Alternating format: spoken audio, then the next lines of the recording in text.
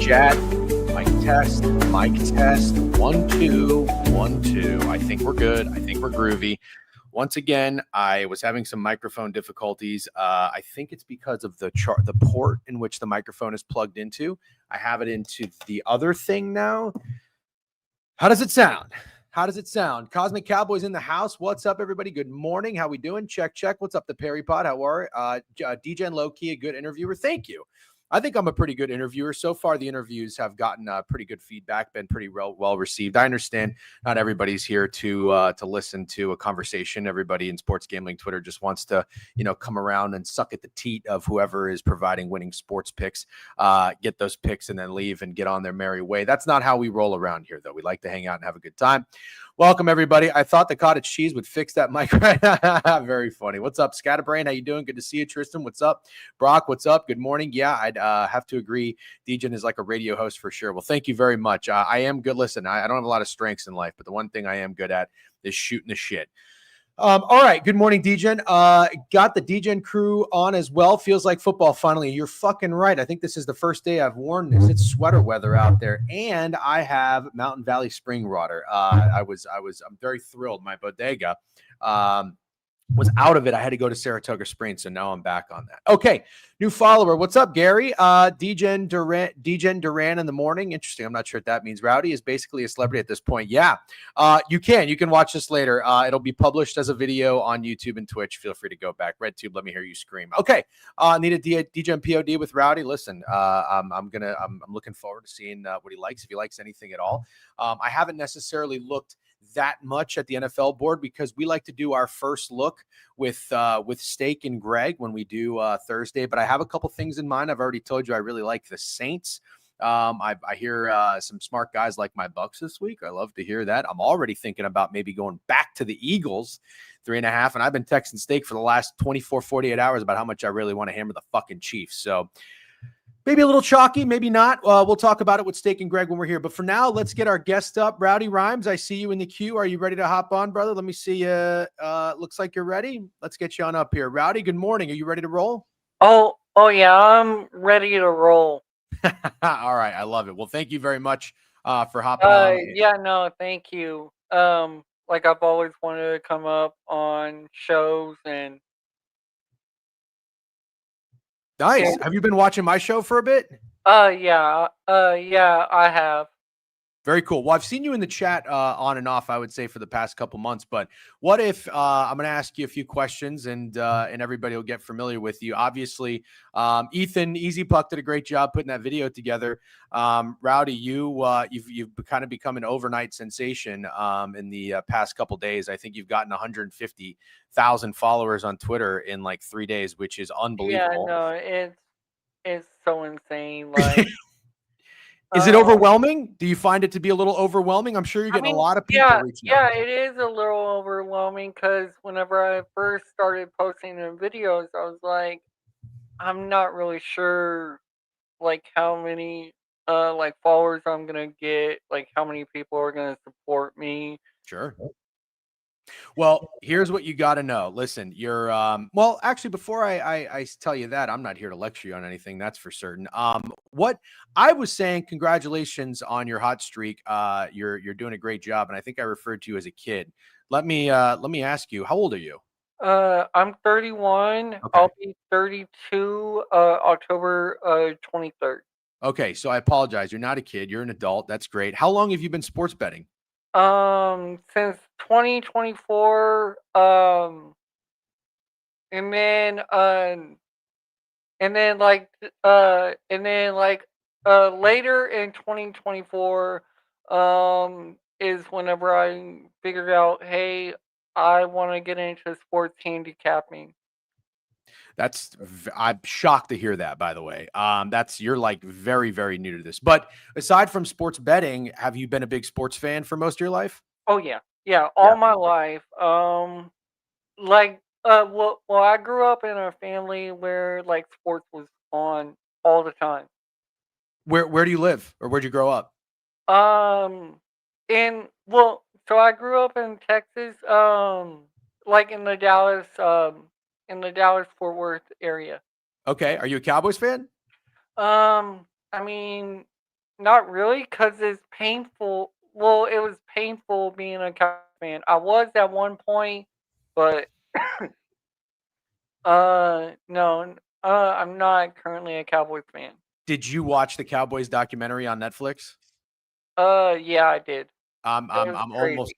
I'm almost finishing it. Yeah. So you probably your timing actually probably was the worst because it was right after they were really good. And then by the time you were, I don't know, a teenager and everything and started to really focus and follow, and all your memories are probably just heartbreak from the Cowboys. So Yeah. that's unfortunate. So what team do you support? Seahawks. The Seahawks fan. Okay. Because so my favorite player retired. My favorite player would be Shaquem Griffin. Played at UCF. Yeah, Yeah.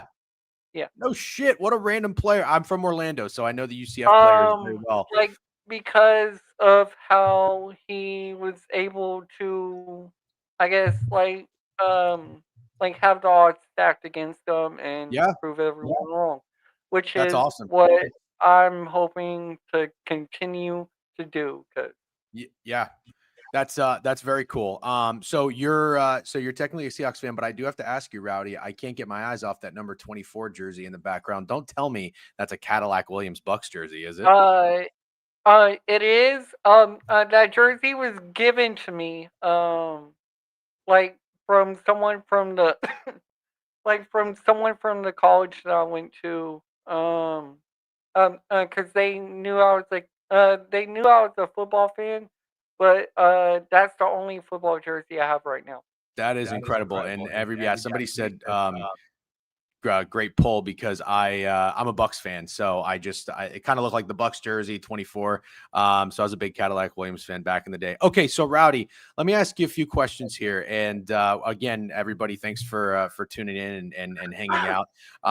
And Rowdy, thanks for hopping on. I appreciate it. And what some people want to know is when I mean, it's fascinating that you're so new to sports betting, and you're on a great run right now, Yeah, which is incredible. Obviously, you haven't been doing this a long time. I have. You're the realistic side of things is nobody stays hot forever. yeah, that's So true. you want to ride this as long as possible, but Yeah, yeah. Like ride the wave is ride the what wave. I've been told by a lot of people. Yep. Now, but you can't get discouraged if you Yeah, start losing a couple bets. And here's the sad truth of Twitter and this platform that you're gaining a lot of popularity on is as soon as you lose a bet or a couple bets, people are probably going to turn on you real quick. So, yeah, but it seems like you've got a pretty good following and supporters already in the chat. I see a lot of people in here who are familiar. So you have also been pretty tapped into the Book It community as well for a little yes, bit. I have. Yeah. Very cool. Did you learn your gambling strategy from Trent? Um. Well, no. Good. No. So how I learned it was one of my cousins is the one who got me into sports betting. Okay. And then I saw that outlier like I saw that it was like cheap to do the research, and so I just Mhm. go off of that, and then I would also go off of like Picket, see what trends there are, um, WPIC.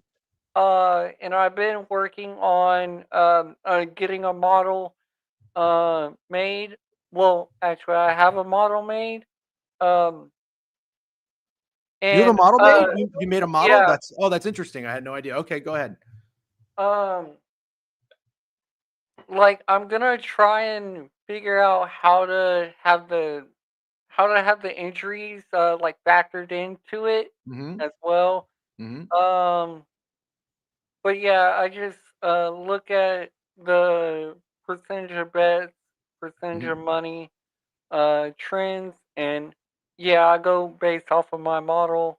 Which I had some help with my model from from someone named Better Benny, or like betting with Benny. Very cool. Cause, cause before I met him, I wasn't even thinking about making a model. So Well, shout out Better Benny. That's very cool. We got a couple questions, and this is what I was going to ask you next.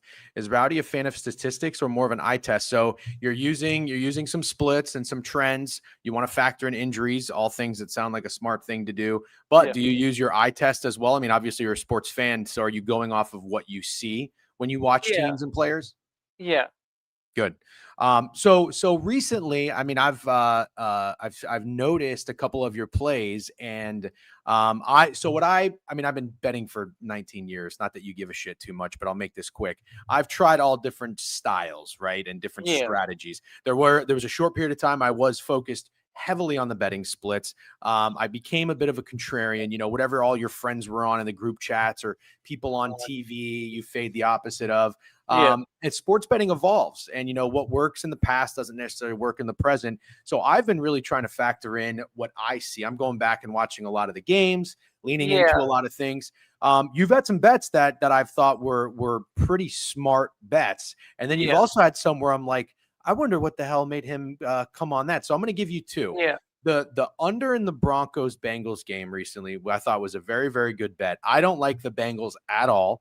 And everybody, I know they like Jake Browning and they think the Bengals are going to be okay with him. I didn't like that. So you had that under, which I thought was a really smart bet. But Yeah. the Bucks Eagles over, I thought was really interesting. I didn't see anybody on that play. I didn't hear anybody talk about points in that game. So I'm just curious, if you don't mind, what did you like? Was that a contrarian bet or was that like an eye test?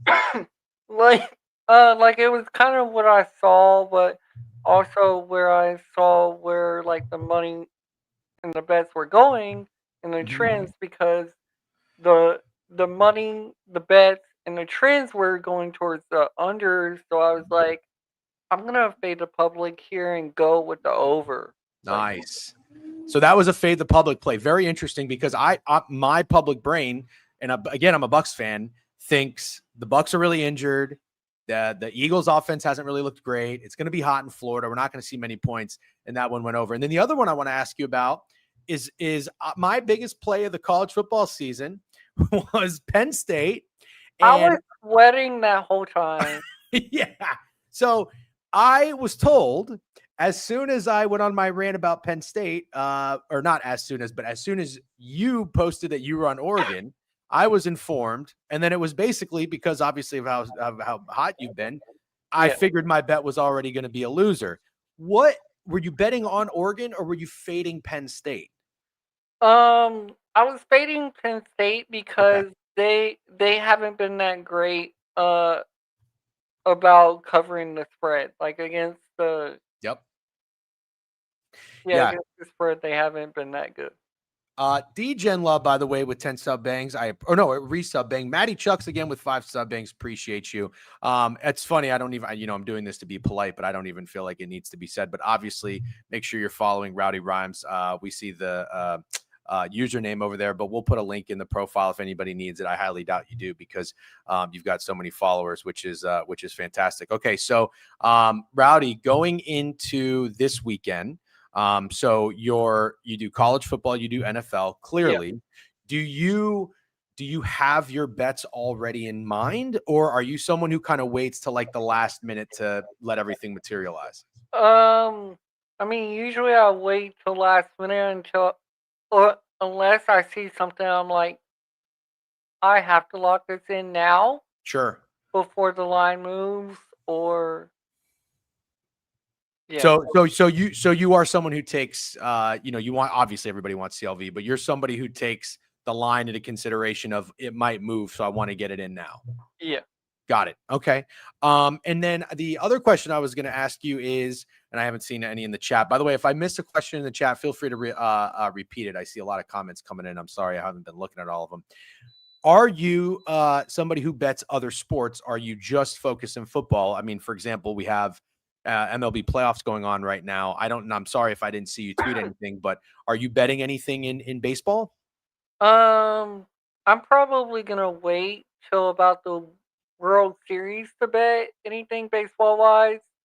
Because baseball's Oh, that's Like wild. baseball is hard. Like It is. cause I was trying to bet it like every like day I was trying to bet it and I was just like, I can't do this. I cannot bet baseball every day.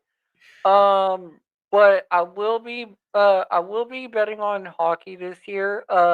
Cause like last year was my first time I actually like sat down and watched the game. And then I'm obviously gonna be betting basketball for sure. College and pro. All right. So are you a fan of those sports as well? And I'll give you an example. Like, Yeah. okay, Yeah. So basketball is my favorite sport, and then okay. football, then baseball. Who's your favorite basketball team? Spurs. Okay. And did you bet NBA last year? Yes, I did. Any bets to write home about or noteworthy? Did you have Um. any futures or any players that you liked? Last year, um, I had like a, I think it was like a 5 leg protected play on sleeper that I hit. Um, it was like I put 110 down. Um, and like I won like over $600, and like that was probably the biggest win I've had like player props wise. Nice. Okay. So going into this NBA season, and not that I'm going to talk too much NBA because after this I want to hear your thoughts on the NFL this weekend, but do you have a team in mind that you're already going to be betting on that you like? And you don't have to say it's the Orlando Magic just because I'm an Orlando Magic fan. Spurs. Fair enough. Spurs obviously because I'm a Spurs fan. But also I will be betting on the Thunder as well. Because I'm going to a Thunder game with Book It with Trent. Oh, very cool. Like a regular season game? Yeah, Very cool. Oh, that's or awesome. it might be postseason. I'm not sure. It might Awesome. be, yeah, it might be during the season or playoffs. And then what about NHL? Do you have a favorite NHL team? Stars. Okay, so you're a Texas guy. Yeah. Got it. Okay, so this week in the NFL or even just in college, do you have anything that you are already eyeing on? And it's not even necessarily a bet that you have placed or that you like, but like a game or a team that you are focusing on. I've been I was thinking Monday night. I could. Hmm. Monday night. Who plays I know. Monday night? Jacksonville and Kansas City. Okay, I want to hear your thoughts on this game because my son. Are you familiar with Steak? Yeah. Okay. So Steak and I, obviously, I mean, we bust each other's balls, but he's my best friend, and he's a really really good sports bettor. I've known him for 15 plus years, but him and I are clashing on this game.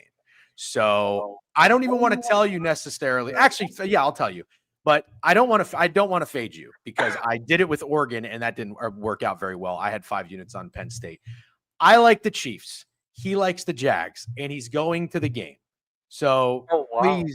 please enlighten us and tell us where your head's at in this game. I mean, I think this is gonna be a good game. I was, I was looking at maybe Jacksonville covers Ah! or like maybe the under uh but Sure. but my model has almost every game except uh 3 games going. Uh so yeah, over. Yeah, so 3 games that my model has goes under, and then it has every other game going over. So okay, I understand. So your model likes a lot of points this weekend in the NFL. Yeah. So just 3 games on the slate are going under, and you're telling me the model has the Jags Chiefs going under. Yeah. Okay.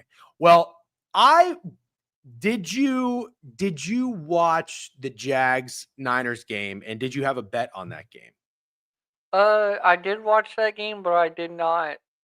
Well, I did actually have a bet on that game because because I do something like kind of like how Trent does like the surgical six.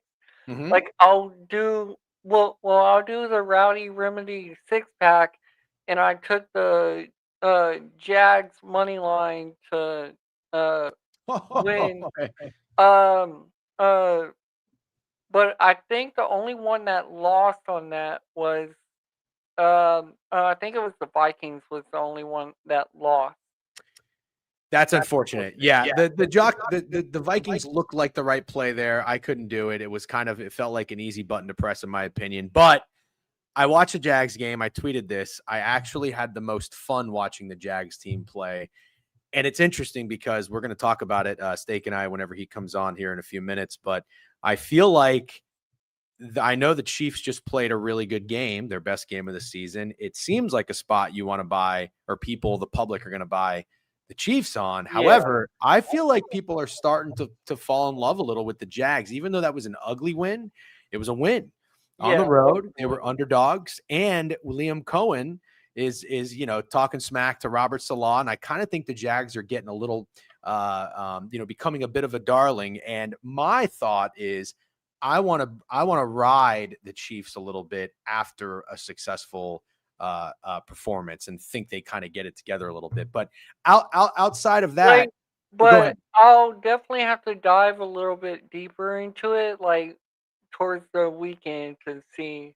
Sure, got plenty of time if it's that Monday night game as well. Okay. What do you have any thoughts on the game tonight, Rowdy? Somebody just asked in the chat. You've got the Rams are a big favorite at home against the Niners, 8.5 point favorites, and it's a large spread because I believe Brock Purdy's out. Any thoughts on this one?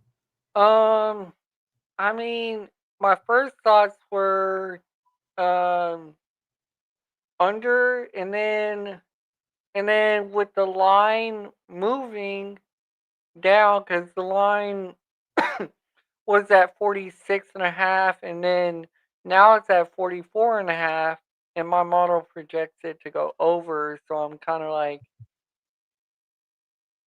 So which play do I take like out of that? I Like, was just going to say, so if you like the under, but the model likes the over, do you ever find yourself going against your model, or are you pretty disciplined?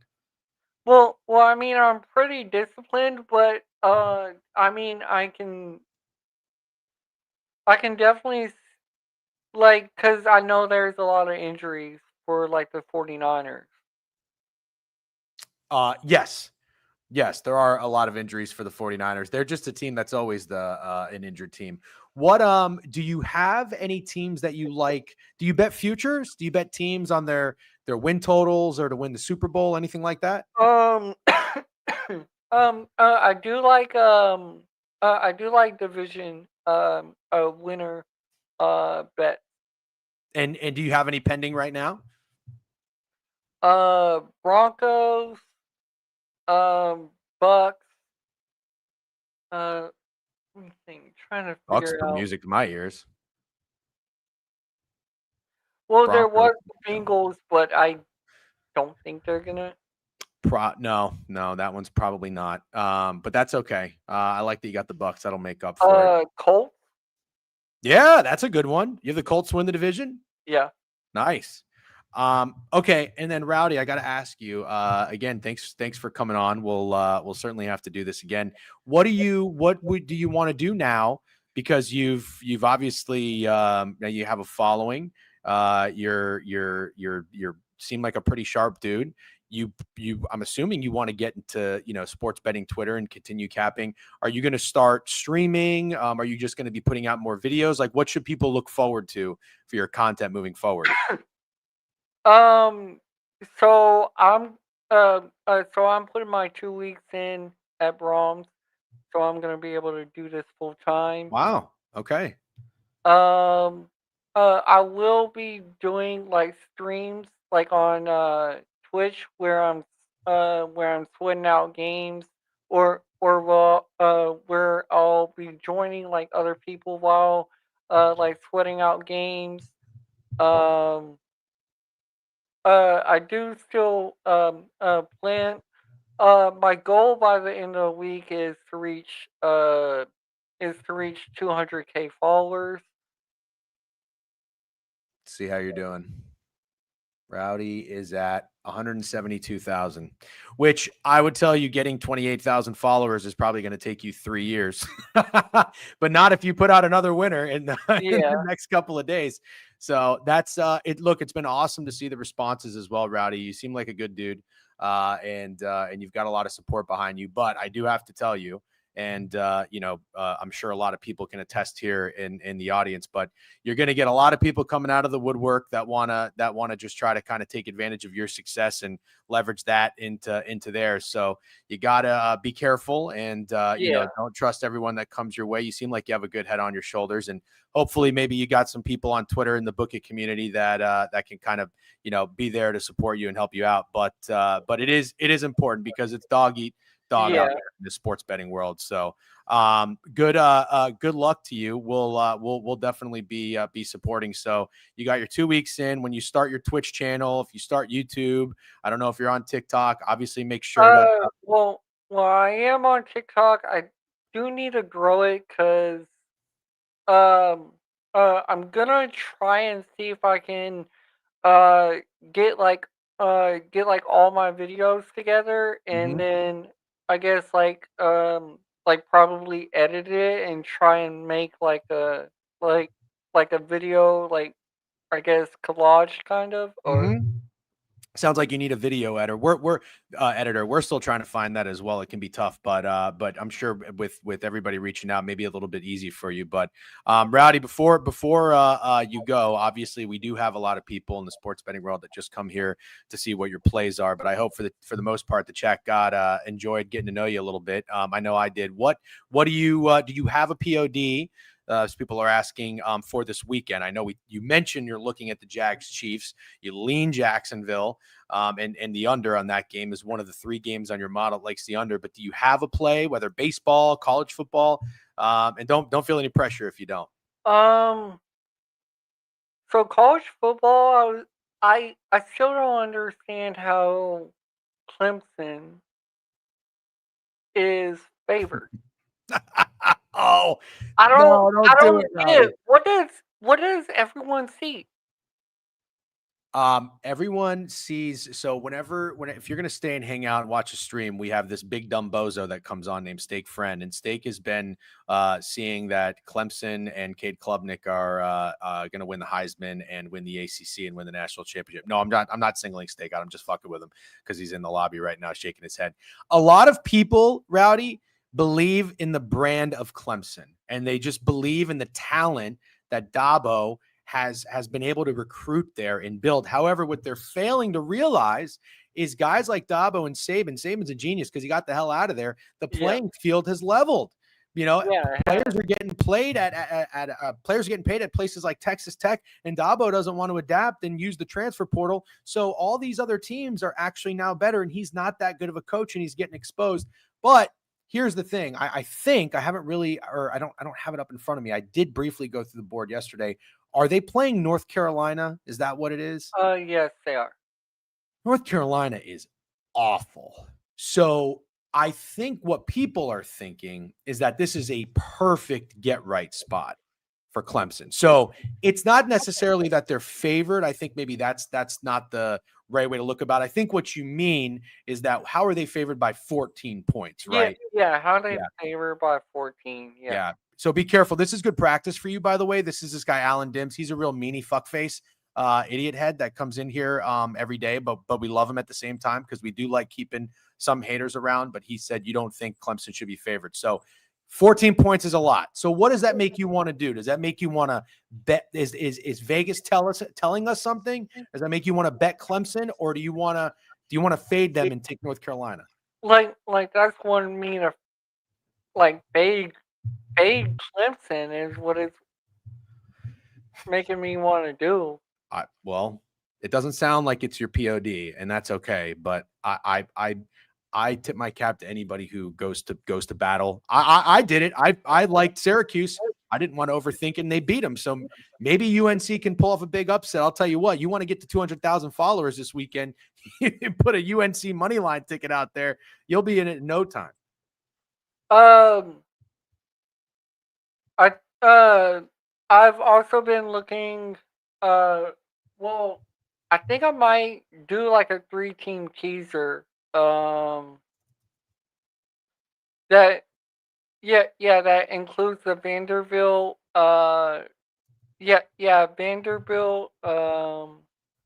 Bama game, Texas, Florida game, and the Texas Tech game.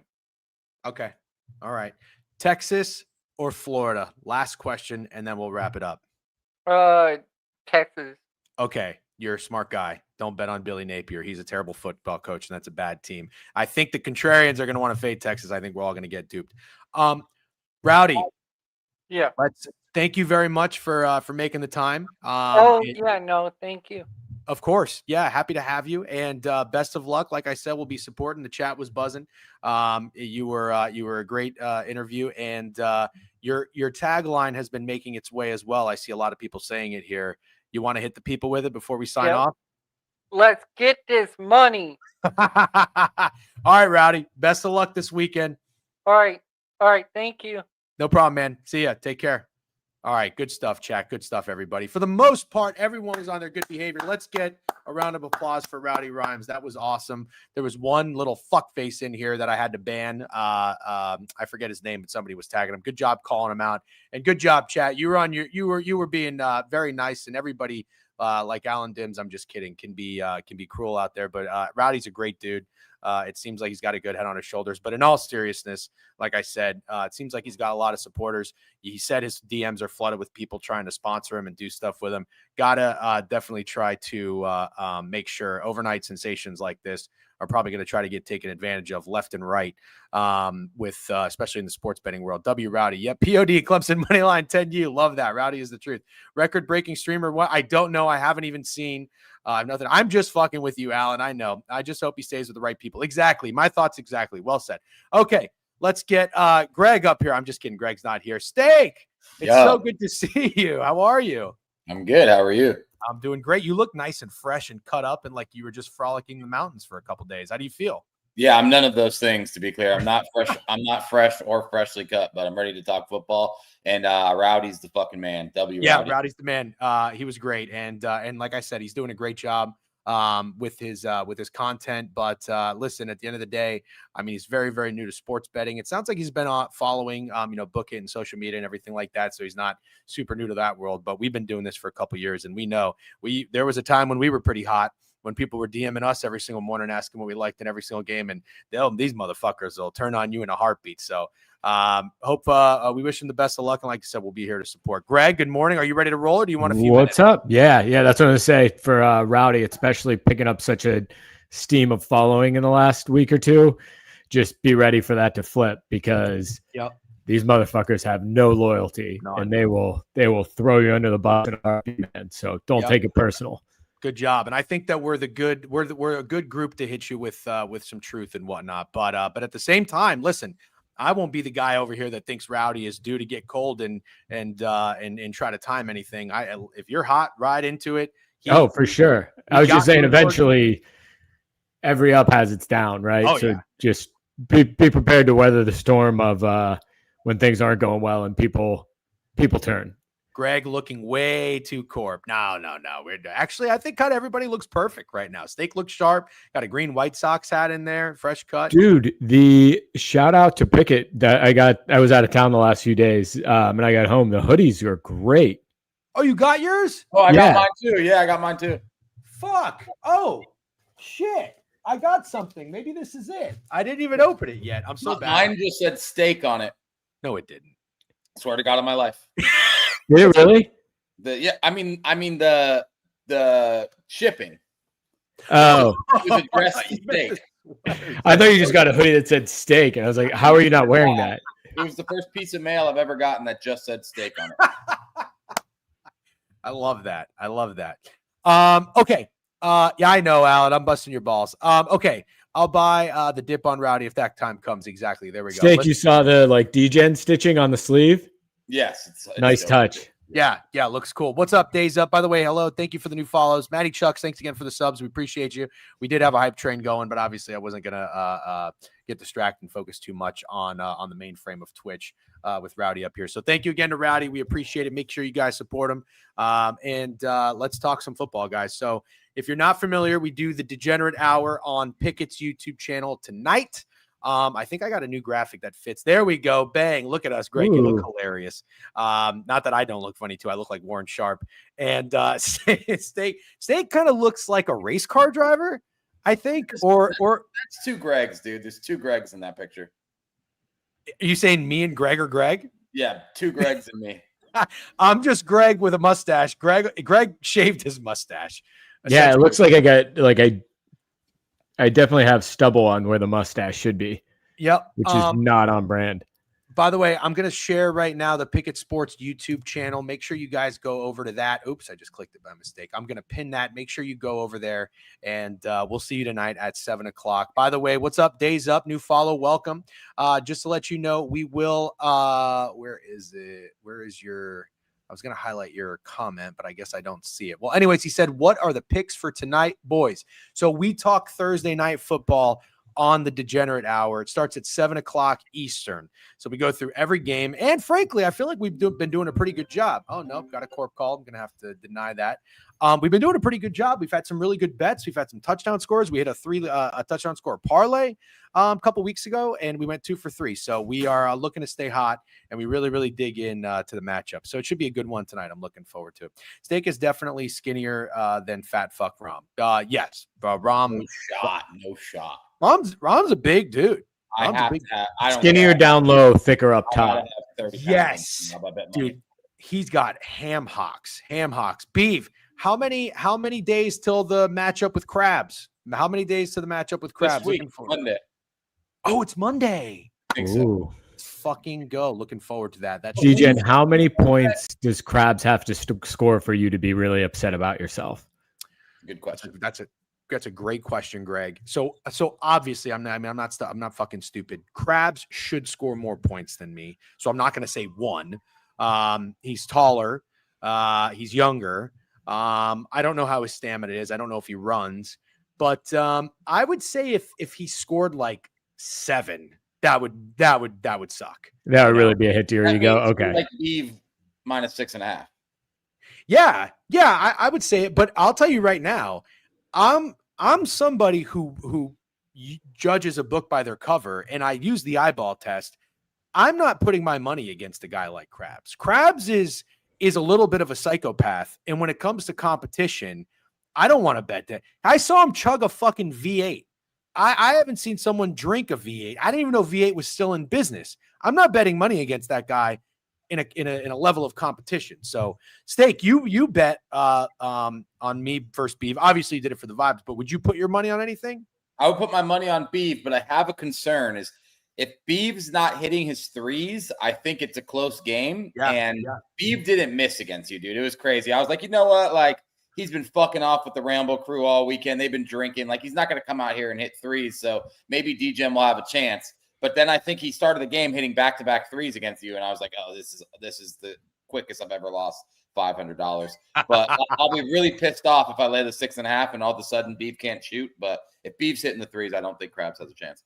Greg, do you have any reads? What did you bet with me, or what did you like with me versus Beef? Dude, I love Beef. You got mad at me because I told you if I said I would be surprised if you hit the rim. So you exceeded my expectations in this situation. But you had your dribble video. Like, I'm not gonna lie, you have decent handles, but I was like, Beef played ball at the college level, and you were like, he played at a like bullshit cookie cutter university. That doesn't matter, dude. You played at a middle school, and that was the last level of organized ball. So I do think, like Beef just said, there's levels to this, but Crabs might be able to back him down once or twice. And I also wouldn't be surprised if Crabs had some nasty fouls in there if he got down late. I'd pay for a hard foul, dude. I got it. Oh, yeah. This is actually a pretty good breakdown of the Crabs Beef matchup. I'm not going to lie. Yeah, what I ended up realizing, because I haven't played one-on-one basketball in a long, I haven't played basketball. Steak, you and I used to play. We would, Craig, believe it or not, we would bartend and work at a bar Saturday. Get there at 7, 8 a.m., set up, work till 3 a.m. But we would go downtown and play basketball for like 2-3 hours, take a shower, go to the bar, watch football, then work. I mean, we'd play full court, 5-on-5. It was great. Like, I'm a dribbler and a passer. One-on-one, I realized quickly how fucked I was. But because of Crab's stature, I think he'll be a little bit better. By the way, I just got the voice message on that call. It is actually very important, so I do have to answer it. So why don't I tee up a game? I'm going to have to make this call real quick, and then we'll get into it. All right, so we have another London game, or Ireland, or fucking Germany. I don't know where the NFL fucking plays anymore. I can't London. stand this bullshit. Okay. This one's in London. Last week was in Dublin. It's going to get worse. I think they're pushing to do an international game every week. Sounds like it. Ugh. Yeah, sounds like it. And they're going to, they're doing more South America and everything like that. It's really awful. I mean, I heard that the NFL made $23 billion last year, and I understand that you want to expand and grow the brand, but it's also like you're doing things that's so objectively your fan base doesn't like, but it's like, well, we just want more money. Fuck you guys. It is what it is. Where would an international game have to be to really entice you to go? To say, I want to go to that. It's tough to really put something higher than Dublin, because I think that's an awesome spot. I agree. I mean, I love Portugal. Lisbon's one of my favorite cities I've ever been to, and I'm not going to be like, oh, I want to go watch football in Portugal. I mean, Ireland sounds cool. Yeah, Ireland sounds cool. London sounds cool. Switzerland? Yeah. If there's a game in Switzerland, I'm going. I got one. Jamaica. Jamaica would fucking rule. You ever been to Jamaica? It's a fucking awesome. Just those Jags, Panthers at a Sandals, Jamaica. Bro, those people in Jamaica fucking party. They make you think the rum in Jamaica is like some kind of like magic potion that just, they never. I don't think they do. I just think they charge $4 a bottle, and you are enticed by that portion of it. No, I'm not a cheap fuck. I just think it's incredible. You don't shut down. Like Steak as a friend, Joey Dumps, he never shuts down. I drink, I get sleepy. If you drink the rum in Jamaica, you never shut down. It's incredible. I think going to Jamaica will be a good time. Anyways, I got to make this phone call. Let's tee it up. Can you guys do me a favor and talk Vikings and Browns? The Vikings look like they're 3.5. Dylan Gabriel is starting QB, and I'll be right back. So, Steak, before you take the reins on this, shut the fuck up. Are you going to say something? Yeah. Get the fuck out of here. No, not you. Oh, okay. I thought you were going to be. I was going to say I would go if it was a Vikings. Trying to think of another good gritty team, but like a Vikings Saints in Russia. That would be a cool game to go to. You would go to Russia? I would go to Russia for a football game. Dude, I feel like they would be dying to arrest me in Russia. I think I would get the Brittany Griner treatment in Russia. You would probably have the Brittany Griner paraphernalia. Yeah, I probably would have the Brittany Griner weed pen. Dude, this is the thing. I hate trying to figure out games where it's a rookie quarterback making his first start, because you just don't know. Kind of like, I know everyone was excited about Jackson Dart last week, but how were you supposed to cap Chargers Giants last week? Like, how were you supposed to know that the Giants were going to win that game when we took the under? So we capped it correctly. It was tight, but yeah. And even that I felt like was pretty square, like right read, but I feel like it was pretty square to take an under in a game where a rookie quarterback is making his first start. And I feel like that game, in a way, has a lot to do with why this total is at 35.5. I understand it's the Browns and the Vikings, but bro, the Vikings are the Vikings are 3-1 to the over this year. They score a lot of points, actually. And I kind of thought 35.5 was weird, considering the fact, didn't the Browns just give up 37 or something to the Lions? 34, but like 35.5 is like absurdly low, right? But so I was driving back from Pittsburgh. I did not watch any football, but I was listening to it. It did sound like the Browns had several turnovers that put the Lions in a great situation. I think the Lions even returned a kick. So that 34 wasn't necessarily all the Lions offense. It was more, but I mean, that same stuff could happen with the Vikings against the Browns, right? Yeah. But I do think the last international game, everybody liked that under. and it's somehow found a way to go over, I wouldn't be surprised if this one's just a dead under. As in, you think it goes over? No, I think this one actually goes under because the last one, I think everybody was on the under and it found a way. I also think they put that line somewhere where people who love taking these London unders, still don't feel comfortable, dude. 35.5 is crazy low. Vikings games this year, 51 points with the Bears, 58 points with the Bengals, 45 with the Steelers in Dublin, and that had plenty of offense. And the Browns had a 58-point game with the Ravens and a 44-point game with the Lions. I know they've had a couple low-scoring games like the one with the Packers. I just feel like 35.5 is crazy. Also, the reason why I kind of like the Browns is I don't think Dylan Gabriel can be worse than Joe Flacco has been this year. In my opinion, Joe Flacco has looked like bottom 5, one of the worst quarterbacks in the NFL. I don't see how Dylan Gabriel's any worse. Good stuff. I just caught the tail end of that. Greg, I agree with you. Dead under. Dead under, I think you mean is like it doesn't even have a pulse, right? It doesn't even, yeah. Under from start to finish. Steak, I agree with you in the sense of I've watched the Browns quite a bit, and it's been bad for Flacco. Greg, you and I were at the bar when they played the Ravens, and every time I looked up, Flacco's passes were just awful. They were they were awful, but the Browns were in that until the fourth quarter. Yeah, exactly. And that's what we were saying. And I think you even pulled up, you were like, oh, I don't know, his numbers aren't that bad or something. I mean, but it was like you watched the throws and they're just not there, and he looks like he's panicking in the pocket. He had one good drive against the Lions. I think, I don't know if you guys already talked about this. Sorry, I did have to have you on mute. I think I want to buy into a pissed off Brian Flores defense. That's what I want to do. Did anybody say that? No. Okay. No, but I was going to ask Steak, is this must-win territory for the Vikings? Yeah, definitely. I think so. Because I think everybody's forgetting about the Vikings, that they're 2-2, but they still have to play the Lions and the Packers 4 times. Yeah, so, they're only divisional games, the Bears so far. Yeah, exactly. So this was considered to be like the easier part of the schedule. If you look at the rest of the Vikings schedule, it's kind of tough. Oh, it's so yeah, exactly. I personally, I think the Vikings are dead in the water either way. I think J.J. McCarthy will come back, and I think that'll be the most important part of this year is getting that guy back in the game. Because just getting him some reps, yeah. Yeah, Carson Wentz sucks, man. I don't know what else to say. Carson Wentz sucks. Also, it needs to be mentioned the entire offensive line is injured. The entire offensive line is injured. So no one really has a fighting chance back there. Sure. And I think that's fair to mention, but I don't have any sort of aspirations or hopes for the Vikings whatsoever. Now, you did say when they signed Carson Wentz that you liked Carson Wentz. So are you walking that back? You don't like him as a backup quarterback? Well, no, I like him as a backup quarterback. You just never want your backup quarterback to come in the game. He threw for 370 yards last week. And like I said, they have no offensive line. So you can't be super upset with Carson Wentz. Fair. He's just what he is. You get what you get. So I get what you mean. Like nobody's really going to do a better job. Yeah, you make a good point. So, you look at this Vikings schedule, just on the topic of that for a second. This is fucking brutal. You get a bye week, thankfully, which I think maybe is probably when you come back out with JJ McCarthy. I actually think this was a masterful job by Kevin O'Connell by, faking an injury, whatever, but clearly JJ was not ready.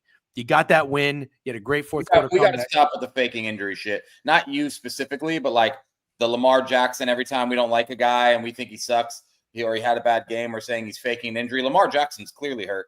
He got sacked 7 times in ways against the Lions that he never would get sacked. Looks completely different. He's 100% hurt. JJ McCarthy's hurt too. They're not faking fucking injuries to get Carson Wentz in the game. That's totally different than the Lamar Jackson, though. He's a 2-time MVP. I'm talking about a rookie quarterback who's not ready to play. So he's also injured. If he's not ready to play, you got to get him ready to play by playing him. I don't think you sit him exactly. and taking away reps. Thank you, Greg. Is that what they did with Bryce Young last year when they benched him for Andy Dalton? Yeah, no, Bryce Young was absolutely dog shit awful and also had a way more opportunity. JJ McCarthy played 2 games, and one of them he won the game. Okay, so you guys think he's actually not playing because he's injured? You don't absolutely, think? Dude. Absolutely. Yeah. You don't think Kevin O'Connell is benching him? No, not at all. I think that's a stupid conspiracy theory that people think they sound smart for saying, but in all reality, they sound stupid. You think that's stupid? Yes, he just called you stupid. Fake injuries in the NFL are very stupid. Yes, absolutely. Well, I don't think he's faking an injury. I think they're just benching him and saying there's an injury. No, not to get Carson Wentz. You could make the argument they're being overly cautious, and he probably could play, but they don't want to rush him back. Not rushing him back is different than faking injury, but I agree with you there. Okay. Well, this is a good point too. Bench him against the Bengals. Perfect point. Well, I mean, they scored 6 points against the Falcons, who aren't necessarily a vaunted defense, but okay, teach their own. The Vikings play the Eagles, then on the road against the Chargers, Detroit, back at home against the Ravens, Bears, at Green Bay, at Seattle. Ooh. That is awful.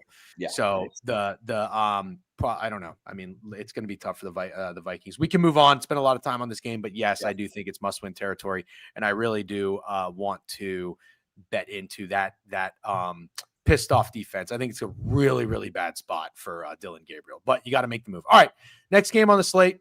Let's go to the first one on the 1 o'clock slate actually, but this is what I have here on covers. We'll use Pickett as well. Download Pickett if you haven't already. Sync your sports books, track your wagers, use promo code DGen, whatever you do. Okay, Houston and Baltimore.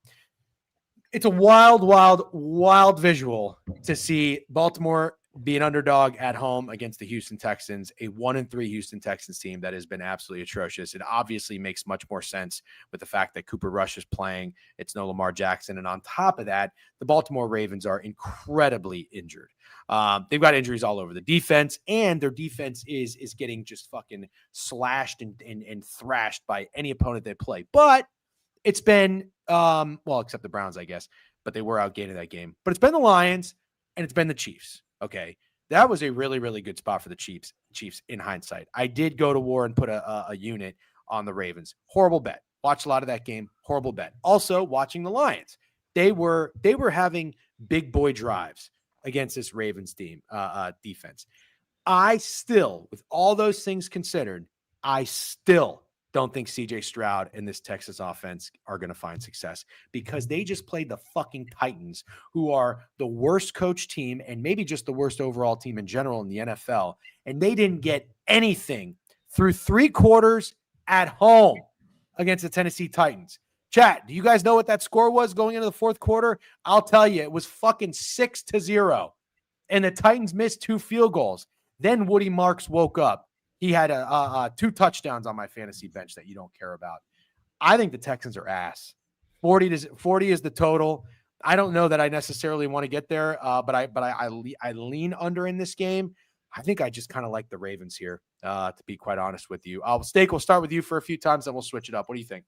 You took it, man. You sort of took exactly how I feel. Like, a lot of people are going to tell you how bad the Ravens are and how bad they should probably be without Lamar Jackson. By the way, Lamar Jackson, who has looked awful in this season, looking awful for Lamar Jackson, is completing 70% of his passes and 10 touchdowns and 1 interception, by the way, in case anyone cares. But yeah, who's really looked awful is this banged up defense and Derrick Henry.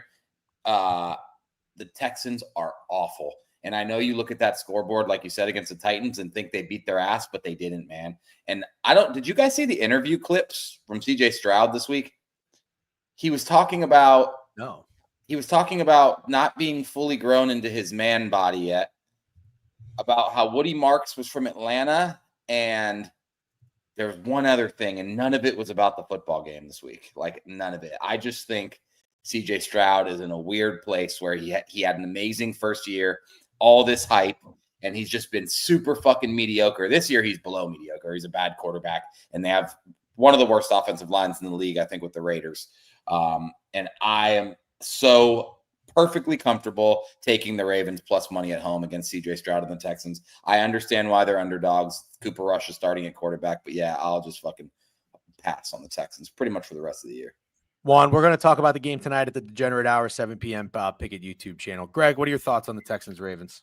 I'm not playing this game, but I'm a Texans fan. With the Ravens and the Steelers division, I want every loss I can get. I do think the Ravens schedule gets really tough after this. I know next week they play the Rams. It can really start to slip away from you if you don't win this game. Like 1-3 is bad, but you can absolutely come back from that. 1-4, 1-5, things can get really ugly. I don't even think it's a Lamar question. It's a this defense question. So you kind of get the worst of the worst going up against each other with this Houston offense and the Ravens defense. It's probably the Ravens. I'm just not going to get myself to it because I hope they really just implode. Question for you guys. What do you think the Ravens odds are to make the playoffs? Let's see. They're 1-3 with a pretty tough stretch coming up. The division is, well, you got 2 shit teams in the Browns and the Bengals. The Steelers. But you already played the Browns. Maybe like plus 170, plus 160. No, no More way, than that? dude. What do you think, Greg? I think it's. I mean, I know what they are to win the division because I have a Steelers ticket, so I'm going to guess they're minus 210. Yeah, on FanDuel they're minus 310. Do you guys To want to make the playoffs? Correct. Do you guys want to guess what the Houston Texans are?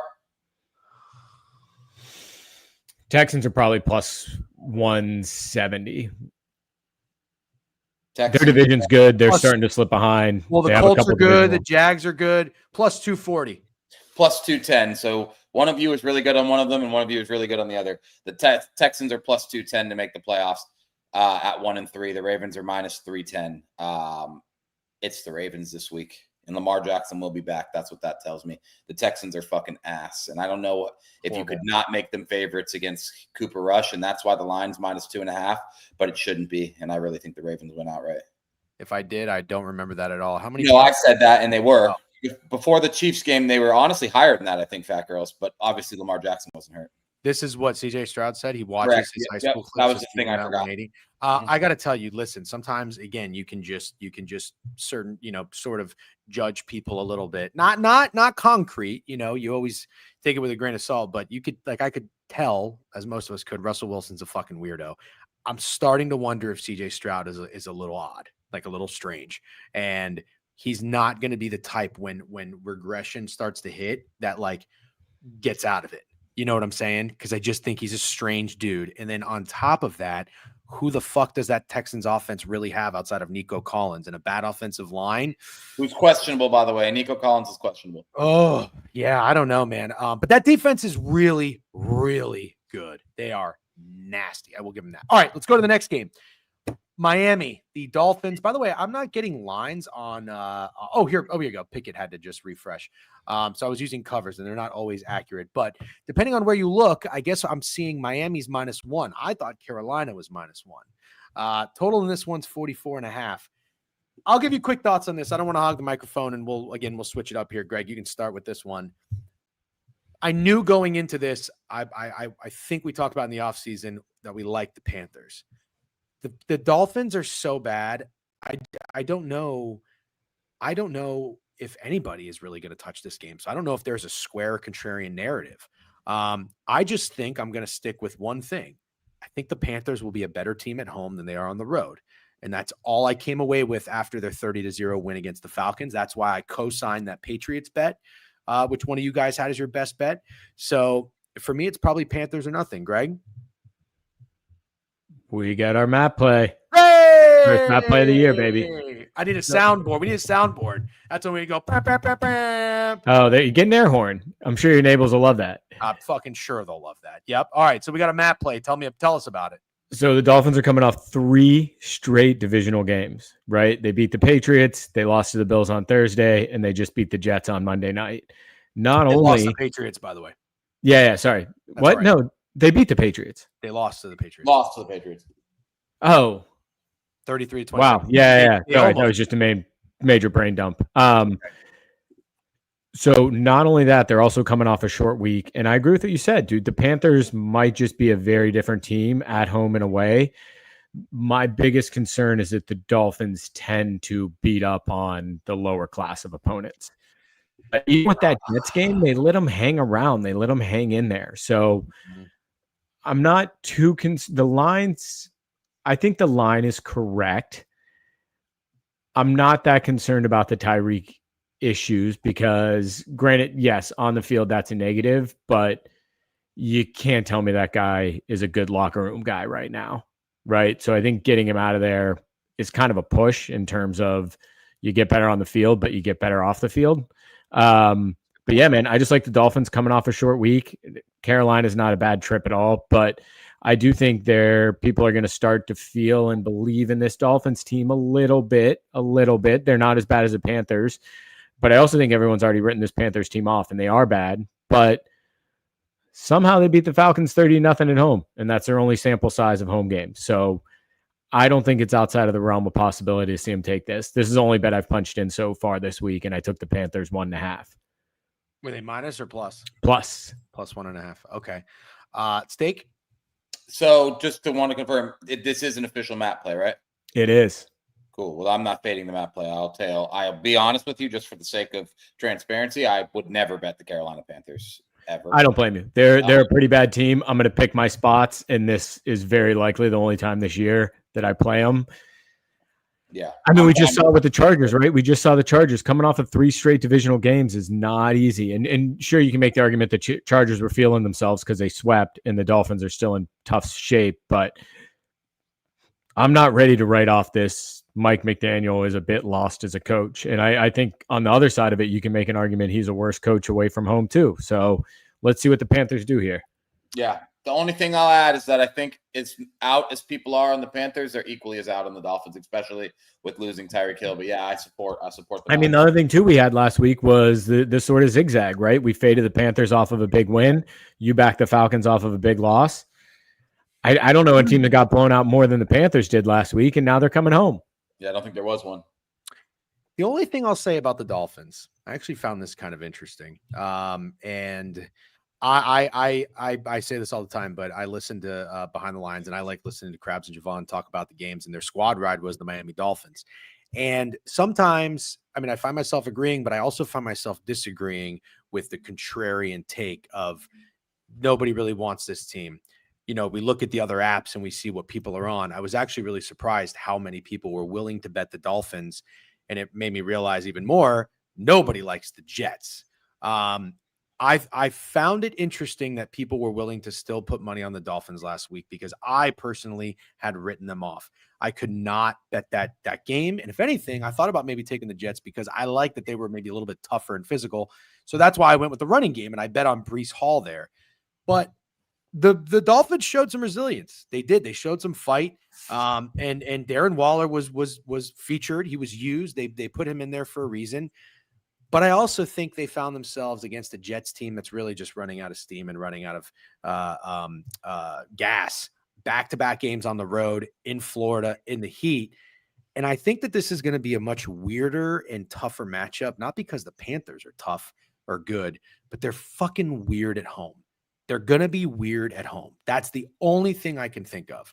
So for that reason, I'm with you on the Panthers. Don't really have a game script in my mind just yet, but I'm certainly willing to continue fading the Dolphins. Okay, here's a real good one that I'm looking forward to talking about. Chat, everybody lock in. By the way, we have over 200 people in here right now. We are on Twitter still. We're going to close down on Twitter. Please come over for the last hour on our Twitch and our YouTube where we monetize. Watch us. Watch an ad. We'll get a nickel. Thank you, everybody, for YouTube. Like the stream. Subscribe. And Twitter. We're going to shut it down. Real quick, Henry. I'm going to answer Henry's fantasy question real quick. Henry, I would 1,000,000% veto that trade if I was the commissioner of that league. Puka for Emeka Egbuka and Woody Marks. Puka's number 1 player in fantasy right now. I would 1,000,000% veto that trade. That's my offense. Did he win Offensive Player of the Year that yet? Because he fucking should have. He's the favorite. Okay. All right. Let's talk Jets and Cowboys, guys. Our card is going to be gross this week for the newsletter. It's a gross week. It's going to be gross. And this is where we used to fucking thrive. And now is where we find out what's NFL betting all about in this day and age.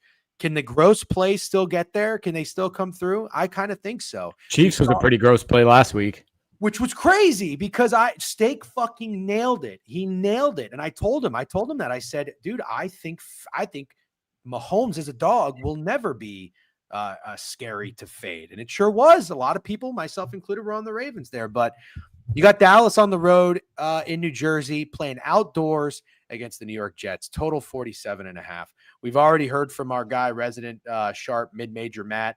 He was in our DMs likely saying that this is his favorite bet, the New York Football Jets. I'll just set the stage for you, and then I'll pass it around as I turn us off on Twitter. Come over to Twitch. Come over to YouTube.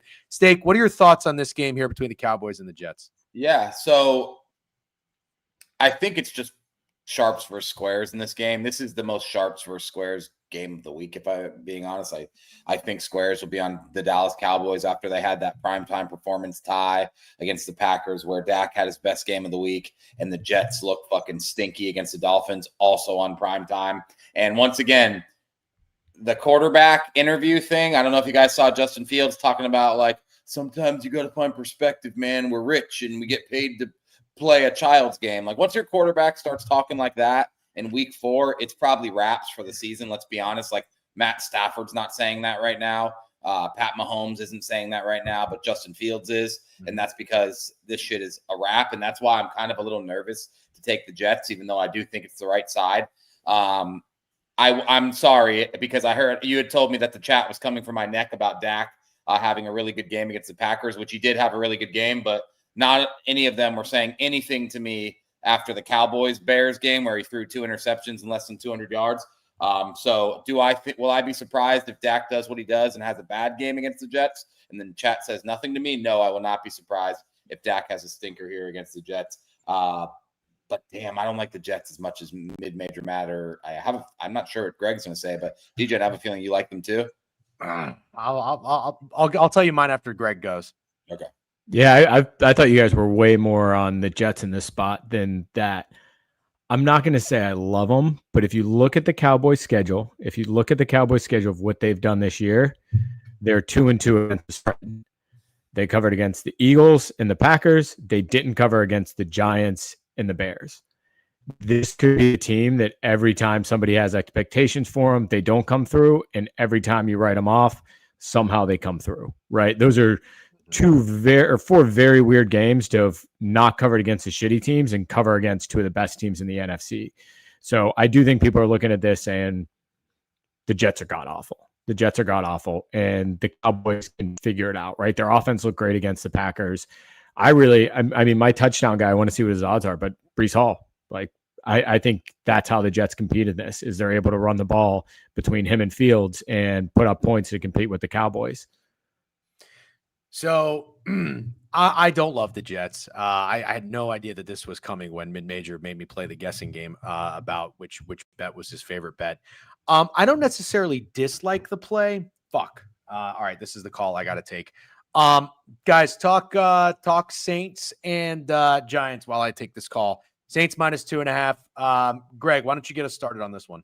I would actually prefer to start because I'm going to be different than what he says, but my line of thinking should be in line with you guys. I'm just a little hesitant because I was so cold on the Saints this year. But Steak, go ahead. So this almost feels similar to the last game. Like, no one's going to want to take the Saints. And I think what's crazy to me is outside of the Seahawks game, the Saints have been a really competitive football team. They've looked great at home. They were good against the Bills, man. Like, the Bills, that game was pretty much a 1-score game for the entire game. And then the Bills pulled away at the end. And it's almost like, I can't explain it any better than this. I feel like they're trying to put game tape out there, but also not actually trying to win the games. Like, when it comes down to it, fourth quarter, I don't think the Saints are going to win the game, but they've been competitive in 3 or 4 games. And now they're at home against the Giants. And here's the thing, man. The Jackson Dart Cam Scatterboo thing is awesome to watch. It's fun. But I didn't see a ton from Jackson Dart in the passing game to make me think that he's going to be, or that he's already a really good NFL quarterback. He was good with his legs. He scored a touchdown. Like I said, very fun to watch. I am a huge fan of the Giants defense. I have their over win total. So obviously I need this win. But personally, it's feeling like a Saints spot, if I'm being completely honest with you. It's a Saints spot. I couldn't agree with you more. And we're probably in the same boat where I have a bias against the Saints because not only do I have their under 4.5, I took the adjusted under 3.5. If they lose this game, I'm in great shape. But are they going to go 0-17?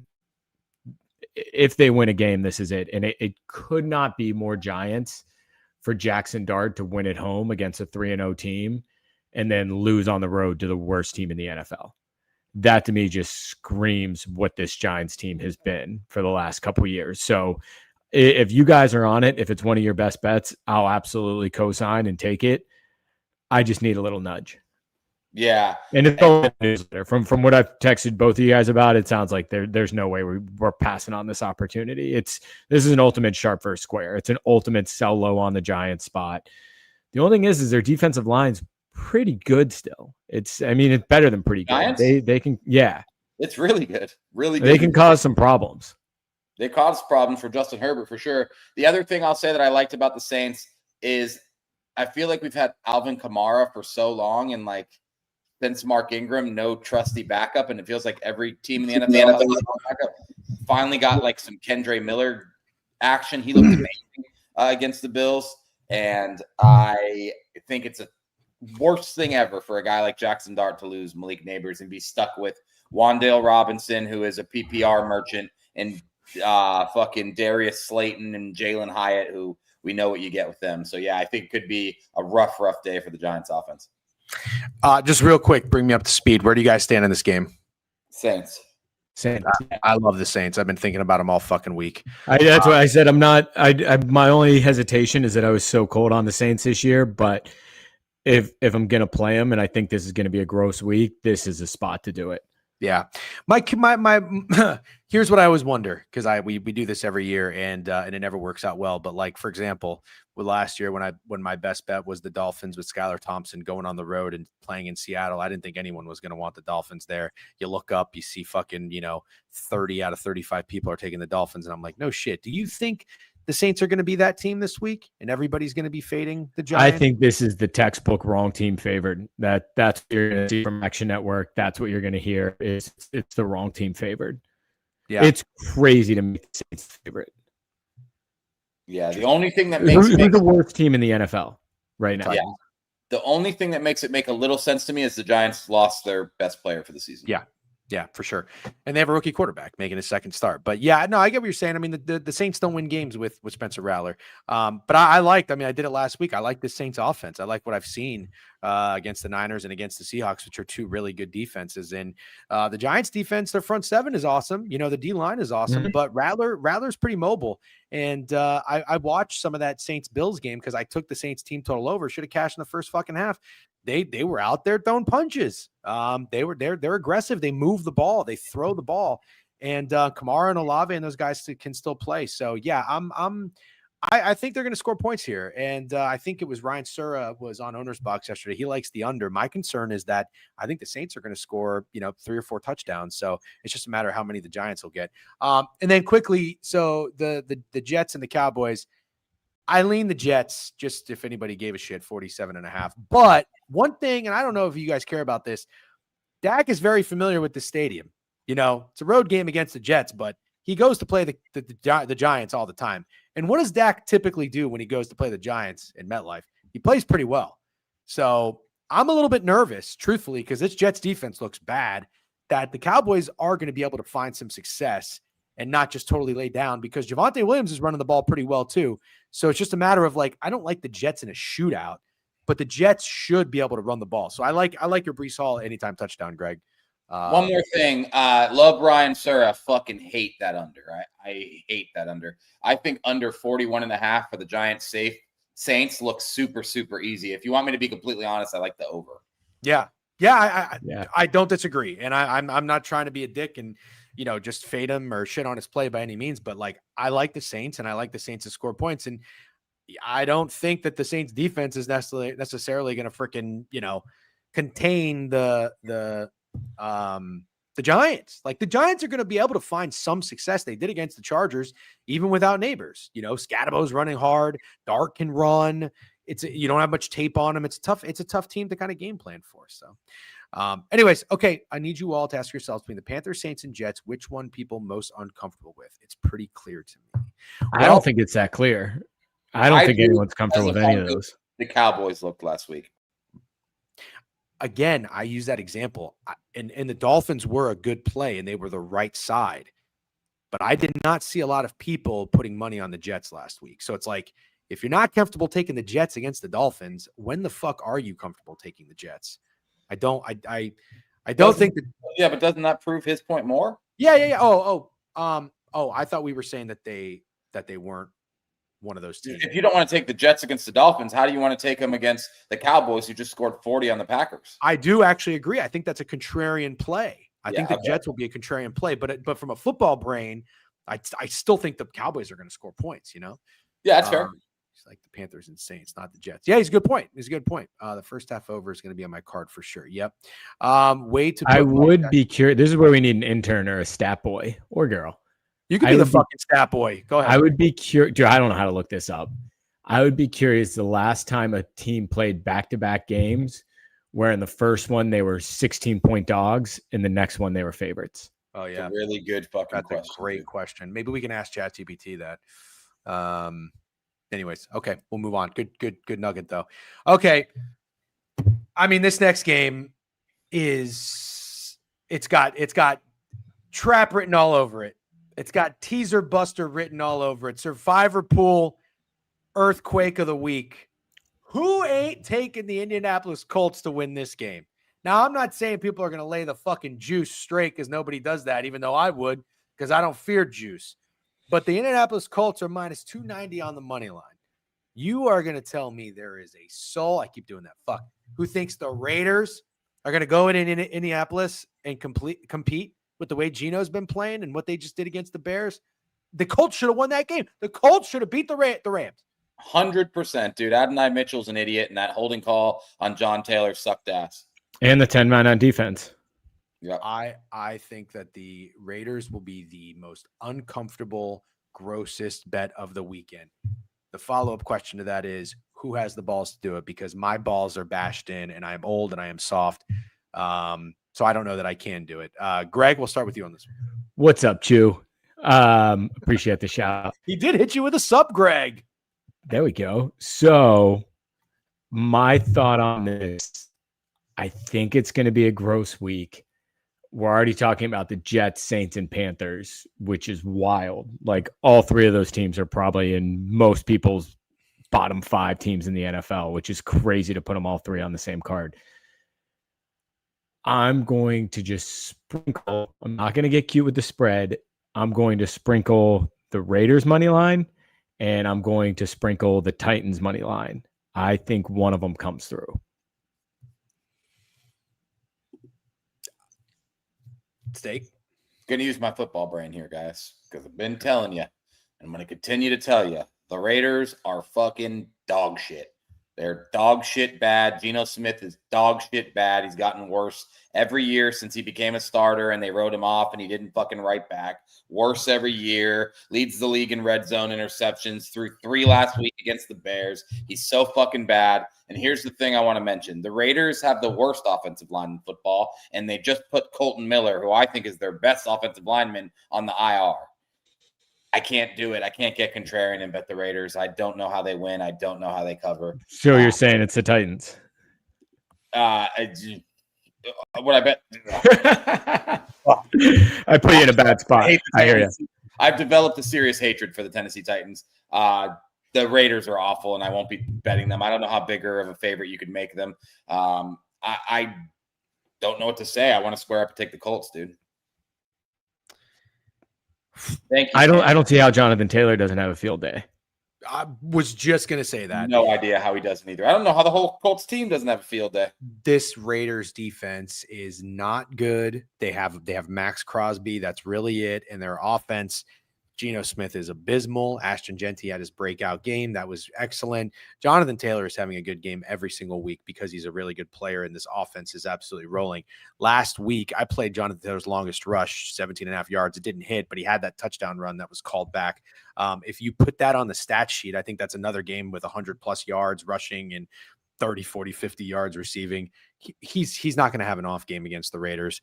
And the only concern I would have in this game, like the only way I think the Colts don't cover is if we get vintage Daniel Jones under pressure.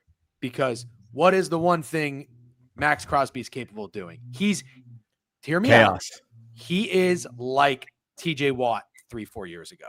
Like we were saying to ourselves, how are the Steelers winning games? TJ Watt was a fucking monster. Yeah. Is he capable of winning game for the Raiders? No, because they should have won that game against the Bears, and they still didn't. If they did, though, he would definitely get the credit. He was a game breaker in that one for sure. I think he had an interception. Yeah, I mean, if that kick doesn't get blocked at the end, we're singing a lot different song. So yeah, at 48.5, it's going to be tough. I do like overs, like blind overs in Raiders games at this point. I played the over in that Bears game. It was 48. It barely got there, but this could be one where, you do have Geno in a dome, but you're right, Steak. You absolutely, you're spot on with the Raiders so far in this young season about them being dog shit. 1-3 and 1-3 ATS. So, all right, we'll keep moving. Here's a game that I'm very eager to talk about because the plums are plumbing. All right. Eagles are at home against the Denver Broncos. Looks like it's 3.5, 43.5 on this one is the total, or 43 at Fanatics. If you're not familiar, the Eagles did beat the Bucks, but I know guys like Cornfields and people out there like to say the Bucks got lucky. Well, that's kind of interesting because they had another punt block for a touchdown. Bucky had a fumble, and Baker had a horrible interception in the red zone. The Eagles did not have a passing yard in the second half and still won that game. They are now 4-0, and it's an ugly 4-0. It continues to be an ugly 4-0. This is just how the Eagles win games at this rate. It's their identity, which is odd. You got the fucking weird shit going on with A.J. Brown. Not very happy with how the passing game is going. Saquon didn't really do much. And the Broncos finally had a little bit of a coming out party, beating the absolute piss out of the Bengals. But what do we know? What are we trying to raise the alarm here? The Bengals are abysmal. They are absolutely abysmal. I want to go back to a place I went 2 weeks ago, and that was the Eagles as a 3.5 home favorite against the Rams. And I got very, very lucky. I think this is the skull fuck. Not necessarily by 40 points. It's not going to be Vikings Bengals, but I think this is a game where the Broncos probably score 10 to 13 points, and I think the Eagles probably score 28. I think it's a more controlled game. The Broncos are on a short week, but this is not the Bengals. It is not. And what do you see? What did we see from an offense that went from playing the Bengals defense to then playing another team, the Vikings against the Steelers? They had a lot of trouble. Could we see something where it was like in baseball where a team plays the A's pitching and then they go play another team and it's like, oh, wait, these are competent players and they have a lot less success. Could be something to keep an eye on what teams do after they play the Bengals. I love the Eagles in this spot, boys. They're in consideration for my best bet. I'm going to have somebody talk me off. Steak will talk with you. I just saw you just shaking your head. Wrong guy to talk you off, bud. I do not think that Bo Nix, who has beaten the trash-ass Bengals and the Tennessee Titans this year and lost to the Colts, who we now know are a good football team, and also lost to the Chargers, who we now know are a good football team, is going into the Lincoln winning. We've all, I think all three of us signed up for Bo Nix as a regression candidate. He's had some good games and some bad games. But yeah, I think this is a bad game for sure. I'm not really interested in trying to figure out the Eagles. It's tough because Lane Johnson is questionable, Jalen Carter is questionable, and Dallas Goedert is questionable. And honestly, those are three huge fucking guys for this game. Not just this game, but any game. But in a game like this against one of the best defenses in the NFL, you need Lane Johnson and Dallas Goedert for sure. So I'm going to wait a little bit, before I would – if those three guys are out, man, you should second guess, I think, your best bet. But yeah, the Broncos, I just can't find a football reason to like the Broncos in this game. I think that's very well said. Greg, real quick before we go to you, when do you think it's a Saquon breakout game? Honestly, nobody thinks it's going to be against this Broncos defense. I mean, the Broncos defense is very good, and why would it be? I'm not trying to get cute, but it would be interesting if with these injuries we see a guy like Saquon step up. Vinci, nobody likes Trevor Lawrence. Nobody likes Trevor Lawrence. I just want to be clear. There ain't a soul in the world that likes Trevor Lawrence. Matter of fact, Bo Nix gets slurped way more than Trevor Lawrence. I just want to be clear. Greg, what do you think? Eagles, Broncos. Yeah, so Steak said we're all three Bo Nix regression candidates. I was not. I am on the Broncos. I'm a Broncos guy. I've taken a step back. I've taken a step back, but my wagers are in. I got to go down with the ship at this point. I do think the Eagles are due for a loss. I think they're due for a loss, and maybe that's public brain, but I mean, you just showed the splits. I don't think that many people are that hot on Bo Nix, especially after what we've seen after 4 games. This is a no play for me, so I can just babble on and not go anywhere. It's tempting to take the Broncos with that 4.5, man. It's tempting because you're starting to get to a spot where they really need to get above that 500 mark if they want to do something special. Mm-hmm. It could be this week where they kind of shock the world. Because I mean, the Eagles are coming off of back-to-back games where what? They're 3.5 against the Bucks too. 3.5 against Bucks, 3.5 against the Rams. Yep.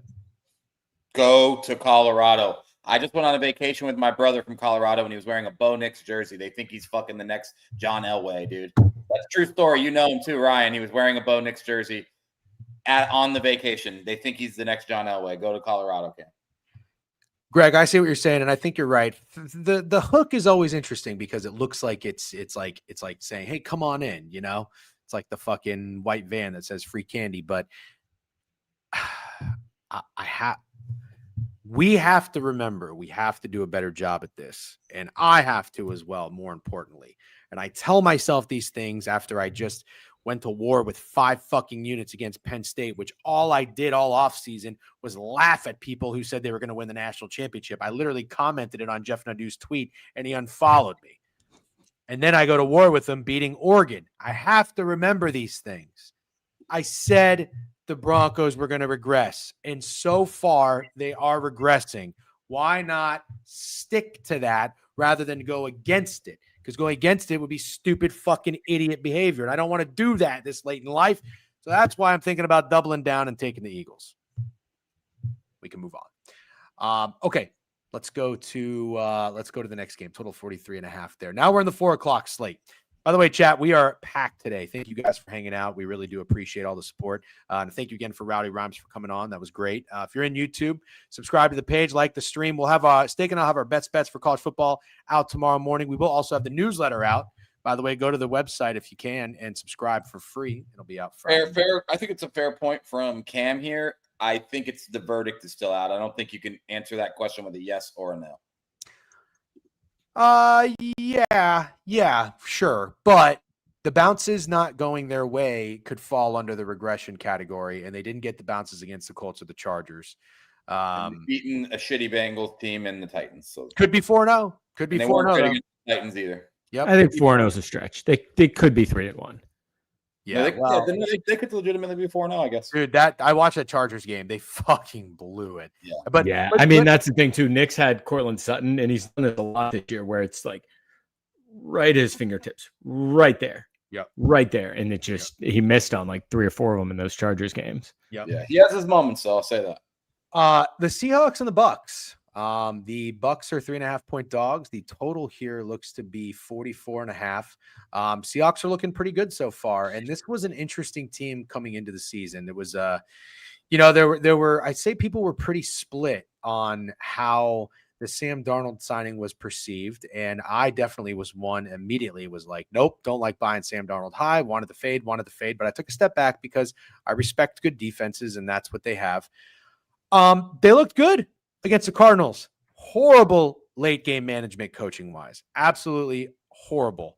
Letting the Cardinals come back and almost winning that game. And the Bucks finally, as Cornfields would say, their luck ran out. But listen, you just cannot count out Baker Mayfield if he is playing with anybody. Guys are going down left and right. It doesn't fucking matter. They were down early in that game, 24-6 or something. They come back and they almost had a chance to win it or at least tie it. So anybody who's got the balls to fade the Bucks, good for you. I certainly wouldn't be doing it, but I'm not. My bias isn't going to let me put any money on the Bucks either. Greg, what do you think about this game? I'm not there yet, but I'm heavily leaning making the Bucks my favorite bet. I mean, wow. I do think this Seahawks team is a little bit overrated. I understand the Bucks are banged up, and that's probably why this line is so high.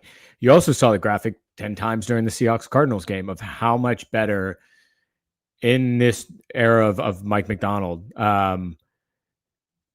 in his coaching era, how much better they are on the road versus home, which is very different than what the Seahawks used to be. I'm trying to look at their schedule from last year to confirm that, but I mean, maybe this is a team who just gets up for when they're on the road and can lay an egg at home. I also don't see Baker going down twice in a row.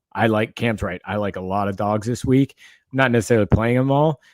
Saints are a favorite, Cam. Boom. So for me, I do not see the Bucks losing back-to-back games. Wow. Shocked to hear you say that, honestly. Really? Yeah. You're usually a Bucks hater. Yeah. I was under Jameis Winston, right? Yeah, you took Baker Mayfield under passing yards. Right. I was a Baker hater last year. You are 100% right. I was a Baker hater last year. I was not a Baker hater year one. This team just got some grit, man. This team just got some grit, and I don't think it's going to be something where anybody's surprised out of there with a win. And just look at what the Bucs did last week. They were down, they were out at the half. It looked like it was going to be a blowout.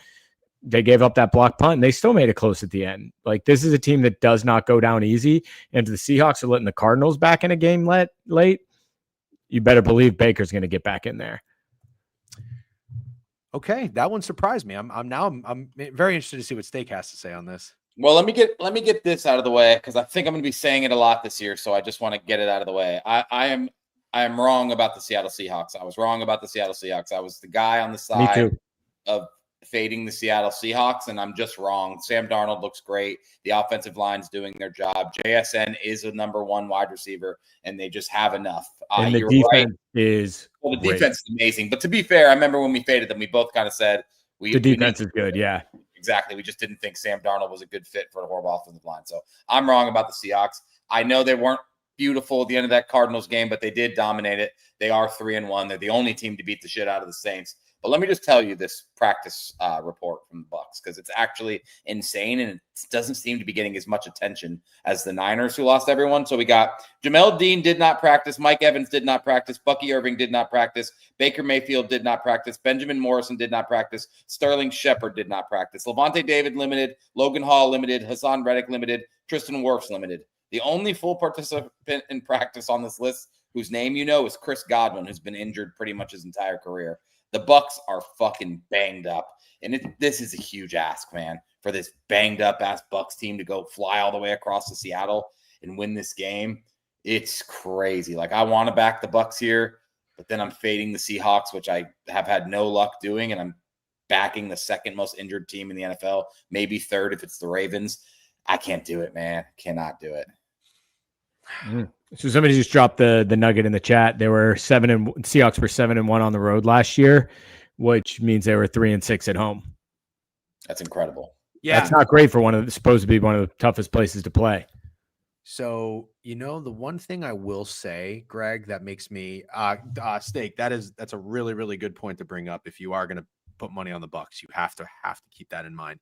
The one thing I will say is the Bucs are tough, and if you are getting in a dogfight, I do start to wonder, are the Seahawks going to be that team that come out on top? Or are they going to be that team that like good teams find a way to win?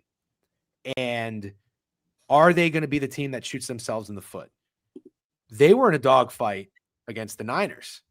And what happened? We came out of that game. They only lost 17-13, and that was a pretty healthy Niners team week one. But we came out of that game saying Sam Darnold stinks. He made 2 really, really bad throws. I believe he had 2 interceptions in that game. They may have even had a fumble. You beat the Saints. You beat the Steelers. Beat the piss out of the Steelers. And you almost gave away a game against the Cardinals. The way the Bucs are coached and Baker Mayfield, how tough he is, this is going to be a really, really challenging game for the Seahawks. And I almost even think that like a 4 or 3.5 point spread is not something they can win and not cover, if that makes sense. Yes. Like it's going to be that tight with a type of team like Seahawks win by 2 type thing. I don't see the Seahawks winning games against teams like the Bucs by a significant margin. Therefore, I would just blindly take the bigger dog in this fight, which I think is in the Bucs. I mean, so outside of Bucky Irving, what injuries did the Bucs have what injuries came from the Bucs against the Eagles? Right? Because they were really banged up going into that game too, right? Yeah, Evans is out. Evans was out last week though. Yeah. I think Shepard matters when you don't have Mike Evans. Shepard matters. Shepard, okay. And I'll tell you right now, I'm not saying this because he went to Notre Dame, but Benjamin Morrison is a really, really good cornerback. Yeah. He fell because he was injured. I think they got him in the 2nd or 3rd round. I've been watching. He has been fucking awesome lately. If he is not playing, that does suck. That really sucks. Jamel Dean's been good too. So this could definitely be an injuries matter game, and just don't be stupid and bet on the banged up team on the road in a tough environment. -2.5 before Bucs injury news came out is good. 3.5 is fair for this. Cool. Okay. Let's go to but who was their quarterback? Let's go to Cardinals Titans. I had the Titans as my best bet. Worst bet on the board. Potentially worst bet of the season. I'm gonna sit this one out. The Cardinals are a really frustrating team. I like Kyler Murray much more as a dog than I do as a favorite. You know, they were 6.5. They won by 7 against the Saints. They were 6-7 against the Panthers. They took their foot off the gas. And the Panthers came back and covered, and they fucking recovered onside. At this point, you're just saying 6-7 on purpose. You have to be. No, I wasn't. But now, no way. You say it every stream. You say it every fucking stream. How do you not say 6-7 when you're talking football? 6 is the touchdown, 7 is the extra point. Greg, we'll start with you again. Cardinals, Titans. Yeah, so I said a little bit ago that I was taking the Raiders and the Titans both money line. I think I've already walked back on that. If I have the Jets, Saints, and Panthers on my card, there's no reason to throw both of these money lines on there. No. So touch. You are such a pussy. Why are you betting the 5 worst teams in the NFL? Do you think that's a winning strategy? Titans is my best bet, you dickhead. I put my. What about your other 4 bets? Did you take the other 4 worst teams in the NFL? I just don't think it. Team total. I'm looking at this. You know what I started doing, and this is kind of fun. It's a good thought process. Power rankings, just every week, write them out 1 through 32. So I started to do that. Wow. I'm looking at my bottom 6, and I'm going to tell you, I'm going to bet 5 of those teams. There's no way. Raiders are out. Titans are out. I'm off both. Probably going to tail Matt on the Jets. Going to be on the Saints because of you guys, and also because of me. And I got to play the Panthers. So very happy to lay off those teams. Yeah, my best bet was the Lions week 1. Don't let people forget that. Wow, I could easily. Will never let people forget that. I know he's been a real. Will's been a real motherfucker lately. I don't know what's gotten into him, but he's a chirper nowadays. That's okay though. Keep us honest. Steak, what do you think about this game? Well, I guess I would ask who the fuck is betting the Cardinals minus 7.5. They couldn't cover 7.5 against the Saints, and they couldn't cover 7.5 against the Panthers. Let them come back in garbage time and cover that spread. Who's laying 7.5 with the Cardinals? They were like the joke of the league last week. Everyone watched them play on Thursday. Marvin Harrison was a meme until he had a big second half. Kyler Murray has looked fucking awful. But I kind of think this might be the game where they just beat their ass because the Titans are so bad. And this would be so appropriate, I think, of Kyler Murray. No one's going to be watching this game. Like if you walk into a bar with fucking 6 games on the TV, that still won't be on the TV. They'll probably just have a fucking another game on 2 or 3 times because no one's watching this shit. And they're starting Amari Demarcado and Michael Carter at running back because they lost James Conner, and then Trey Benson played a game and got put on the IR. So this team doesn't have a running back. A lot of people don't think it has a wide receiver number 1. It definitely doesn't have a wide receiver number 2. And a lot of people think it doesn't have a quarterback. So I don't know who the fuck's laying 7.5 with the Cardinals, but I sure as fuck am not betting the Titans. If you you're really good at this, Steak, always finding that nasty gross over that nobody really wants. I mean, do you think 41.5 Titans just getting shut out, another game on the road, Cardinals looking awful for most of that game against the Seahawks? Do you think this could be an over nobody really wants? Didn't Rowdy say he likes all overs this week mostly? He said all but 3. Yeah. Was this one of the 3? I didn't ask. Didn't ask. Didn't think it was important to know which 3 he didn't like. I mean, look, I'm not trying to give all the fucking, squeeze all the juice out of the. Get a little bit of juice. You could have got one. I did. You got a little bit of juice for sure. I understand why you didn't ask if you liked the total on the Titans-Cardinals game. Greg's like one of these fucking guys in the chat. Like, what's the POD? What's his POD? Stop asking him questions. Literally, I had people in my fucking DMs. I don't know if you saw this. This fucking loser cocksucker. Who is this idiot? Fucking Jacob. He goes, using Rowdy for your clickbaits because you're jealous. He's a fucking legend. Fuck you, man. And I had these other idiots. I went back. That guy will 100% be the first guy to lash out at Rowdy when he misses a bet. 100%. Greg, that's such a fucking loser. I said, keep this same energy when he goes 0-5, you fucking loser. But then there was another guy that said, why do you chirp back? Why do you chirp back? Just let it go. I'm fucking fired up. Anyways, listen. You know what else I got fired up today? I held the door open for somebody at the dry cleaning place, and this guy walks out and he doesn't say thank you. Does that not piss you off? Bro, that's my number one thing. I let a lot of things go because I look the way I do, so I'm not trying to be aggressive. If you don't say thank you and I hold the door open for you, I'm yelling you're welcome. This is an episode of Curb, by the way. This is an exact premise of an episode of Curb. That's literally what I did, and I always do. And I fucking turned around, and he was a bigger guy. I mean, he's not like tough or anything like that, but I don't give a shit. I'll get fucking punched in the face. I don't care. You got to stand for something. I fucking turned around. And I said, "You're welcome." Who fucking does that? He even made eye contact. You have to do that for humanity. It's almost like he intentionally wanted to know that he saw me open the door for him and didn't say thank you. I got so fucking pissed. But anyway, somebody says, "Don't get in Rowdy's head." What the fuck does that mean? What the fuck does that mean? These people, they fucking drive me insane. Anyways.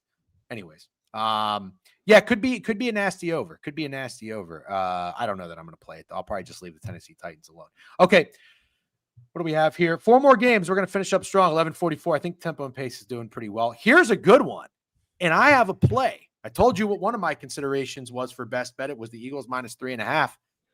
Fucking Commanders on the road against the Chargers. Kudos and hats off to anybody who played the Giants. Gentlemen, did either of you play the Giants last week against the Chargers? I only had the under. Yeah, that's right. Newsletter play. We got pretty lucky at that one. Steak, did you have the Giants? No. Yeah. I didn't have the Giants. Because the fucking Chargers have my number. They're like the New York Islanders. I cannot get on the right side of them. But well done to anybody who had the Giants. That was a really, really good play. Didn't even need the points outright. The Chargers coming back cross country against the Commanders. What I love about the Commanders team is that you've got Jaden Daniels coming back. I believe it's confirmed that he is going to play this week. If it's not, I don't want it. But I like a good reset on Jaden Daniels here against the Chargers team that just had to fucking fight against the Giants outdoors. Now you come back. Sure, you're at home. I don't give a shit. Also, another offensive lineman injury for the Chargers. But I like that the Commanders team showed some fucking fight against the Falcons. Steak, nice job, Falcons. Best bet. Great wager because even though it was close, the Falcons put their best performance together offensively of the season. Fun fact, I had Bijan over Russian receiving yards. It was 110.5. I think that hit in like the second quarter. And I honestly don't even, I was like, wow, didn't see that coming. The Falcons were great, but you know what? You got to give the Commanders some credit. They fought. They didn't go down easy. And I kept checking that score. And you even said something in the group chat about like sweating it. And I'm like, really? I just saw the fucking Falcons had like 27 points. It was 27-10 or something. The Commanders showed some fucking dog. It's early in the season. This team is not going to go down easy. They're going to fight their ass off, I think, against the Chargers in this spot. And I don't like this for the Chargers. I don't. I think this is going to be a big test for their defense against the Jaden Daniels, Cliff Kingsbury Commanders offense in a dome. I like the Commanders +3. Steak? You left out a really important thing, man. Joe Alt is doubtful. Oh, I said offensive line. Yeah, Chargers O-line. That's what I was saying. I didn't specify, though. Yes. Okay, cool. I cannot back the Chargers without Rashawn Slater and Joe Alt. I think it's really impressive that Rashawn Slater got injured and Joe Alt just slid over like nothing was wrong and played left tackle, and they were amazing. But there's just no way I can bet the Chargers. Also, 48.5 is this total. The Chargers have not had a game go over that all year. And so I'm trying to figure out how we get to 48.5. And I have to think the Commanders score points, which they do this year. Even losing, they score points. And Jaden Daniels is back. I'm totally fine if you like the Commanders. I'm probably, unless it's your best bet, not going to get there. But damn, I could see a shootout. Okay. Greg? Steak, very important. Check the chat. Someone said Sixers Knicks preseason starts in 15 minutes. Do you have a play? You're a sick fuck, Tucker. Check back with me in the regular season. I'll be betting every fucking day. Anyway, if he was being serious, I know he's not because he's been around a long time and he redeemed 100 bits or something, channel points to highlight that message. I would put him in timeout. I just want people to. You can't silence the NBA people, dude. I'm not going to allow it. You can't do it. Preseason NBA during NFL talk. Dog of the day. You can't silence the NBA people, dude. We love the NBA. Preseason. Next game. Okay. I mean, basically, the NBA regular season is a preseason. Anyway. Be careful with Steaks. Steaks a fucking. I know. Yeah, and the chat will get after your ass, dude. I know. I'm with you, DJ. I hope you put this on your card in some capacity because I'm ready to buy in on the Chargers starting to fizzle out a little bit. Steak, I'm not going to call you out because I know this bet was not you last year. It was a friend of yours. However, I remember getting a text after the Saints started 0-2 for Derek Carr MVP. I know it wasn't you. It wasn't me, but isn't that incredible, dude? I have a friend who put $1,000 on the Saints to win the Super Bowl because they were at that Cowboys game, and they said, "Yep, this team is winning the Super Bowl." I've seen enough. $1,000, dude. Same friend that took Derek Carr to win the MVP? No, different friend. That's wild. Oh my god! Wait, it was Joey Dumps. Everybody knows Joey Dumps. Yeah. Okay. Yeah. That's a quick way to lose $1,000. Anyway. And now you're on Herbert this year. Again, Herbert is night and day different in this Chargers team and the coach and all that. It wouldn't be surprised me if they started to fall off a little bit, especially with, just you talked about those injuries to the offensive line. Like Herbert can be fantastic with him. What can he be without him? He just lost to the Giants. So let's see. I also like DJ where your head's at of just Jane Daniels. I could see people having the thought process that he comes in, he's a little rusty. I think this guy's ready to go out there and rip. Yep. And I think that total's telling you that too, right? Good point by both of you guys, because I'll be honest, I didn't even really see that look at the total in this. But I agree. I think this is like a rested, refresh, restart for Jaden Daniels. And it wasn't like it was ugly against the Packers, but what do we know about the Packers? They might what did they do to the Lions? They might just be that team that's a little Panthers-ish, fucking nasty. They might be the team that plays up to good opponents and plays down to bad ones. Sure, that's what it looks like so far. Absolutely. And then the fact that this Commanders offense is still rolling with Marcus Mariota, there is not a drop off when Jane Daniels gets in there. I like that they're still finding success against the Raiders and the Falcons, and I think they're going to be just fine. Cam is money real quick. Oh, my name is DGen, but I only talk NFL and CFB. Fraud ass name. That is so stupid and so not true. I talk NBA. I fucking pulled up Outlier. There's a time and a place. Fucking time and a place. Thank you, Greg. We had NFL, we had college football, we got baseball playoffs. Now is not the time for Steak. What are you saying? Basketball. You've been pretty hot in the MLB. I've been trying to fade you, and it's just going awful. Yeah, Johnny Gintana said I've been sharp in baseball. Why are you fading me in baseball? I don't know, dude. It just sounded fun, and I really didn't like some of your plays. Like yesterday, I did not like the Padres, but also, dude, I'm ass. I'm so. Why did you? I don't understand why you didn't like the Padres. Nobody liked Dylan Cease. He was awful in the regular season. You know what people don't realize? The regular season isn't the postseason. It's a new fucking start. All I heard, Dylan Cease is terrible. Take the Cubs first 5. Take the this, take the that. Fuck that. Anyways, yeah, new ball. You could be square in baseball and win bets. And fucking Zach Littell, Reds first 5 plus 1.5. Come on, let's go. By the way, Cornfields is a fucking scumbag. You know what this guy was doing on Twitter and texting me yesterday? Congratulations on your Reds bet when they went up 2-0. Yeah, that felt a little personal. He's a fucking asshole. Cornfields, if you're listening, I'll remember that shit. I can't wait till you have a future that's looking good. I'll do everything in my fucking power to mush that shit. Go change a diaper, Cam. Yeah, I love that mid-major. Okay. Yeah, Commanders. I think it goes in the newsletter in some capacity. Yep, it'll be in. I'll probably make it my best. I also wrote, I do like that over. That could be a nice over to get down on. Lions, Tigers, and Bengals. Oh my. Total 49.5 here. Listen, I don't have to say too much about this. You know that we love the Lions. I'm telling you, the Bengals are bad. Nobody can save them. No backup. They could probably trade for Jameis and nobody can save them. But is this going to be any sort of a fucking sleepy spot for the Lions? That's what we have to tell ourselves. They should run the ball at will. The Bengals defensive line and front is terrible. That's why I played RJ Harvey last week. That came through as well. I know we're seeing David Montgomery is going to be playing something meaningful. I forget exactly the details, but everybody's going to be on him in fantasy or whatnot. Is Jahmyr Gibbs out? Because if he's not, I think he's probably going to have a fucking 40-yard rush, and I'll take his longest. Nothing about Jahmyr Gibbs being out. Yeah, I haven't heard a word about that. Lions got to go in here and take care of business and stay healthy. That's all you got to do. I love their running game, and good luck to anybody fading the Lions. That's all I got to say. Greg? Yeah, I'm not. There's no way I'm fading the Lions.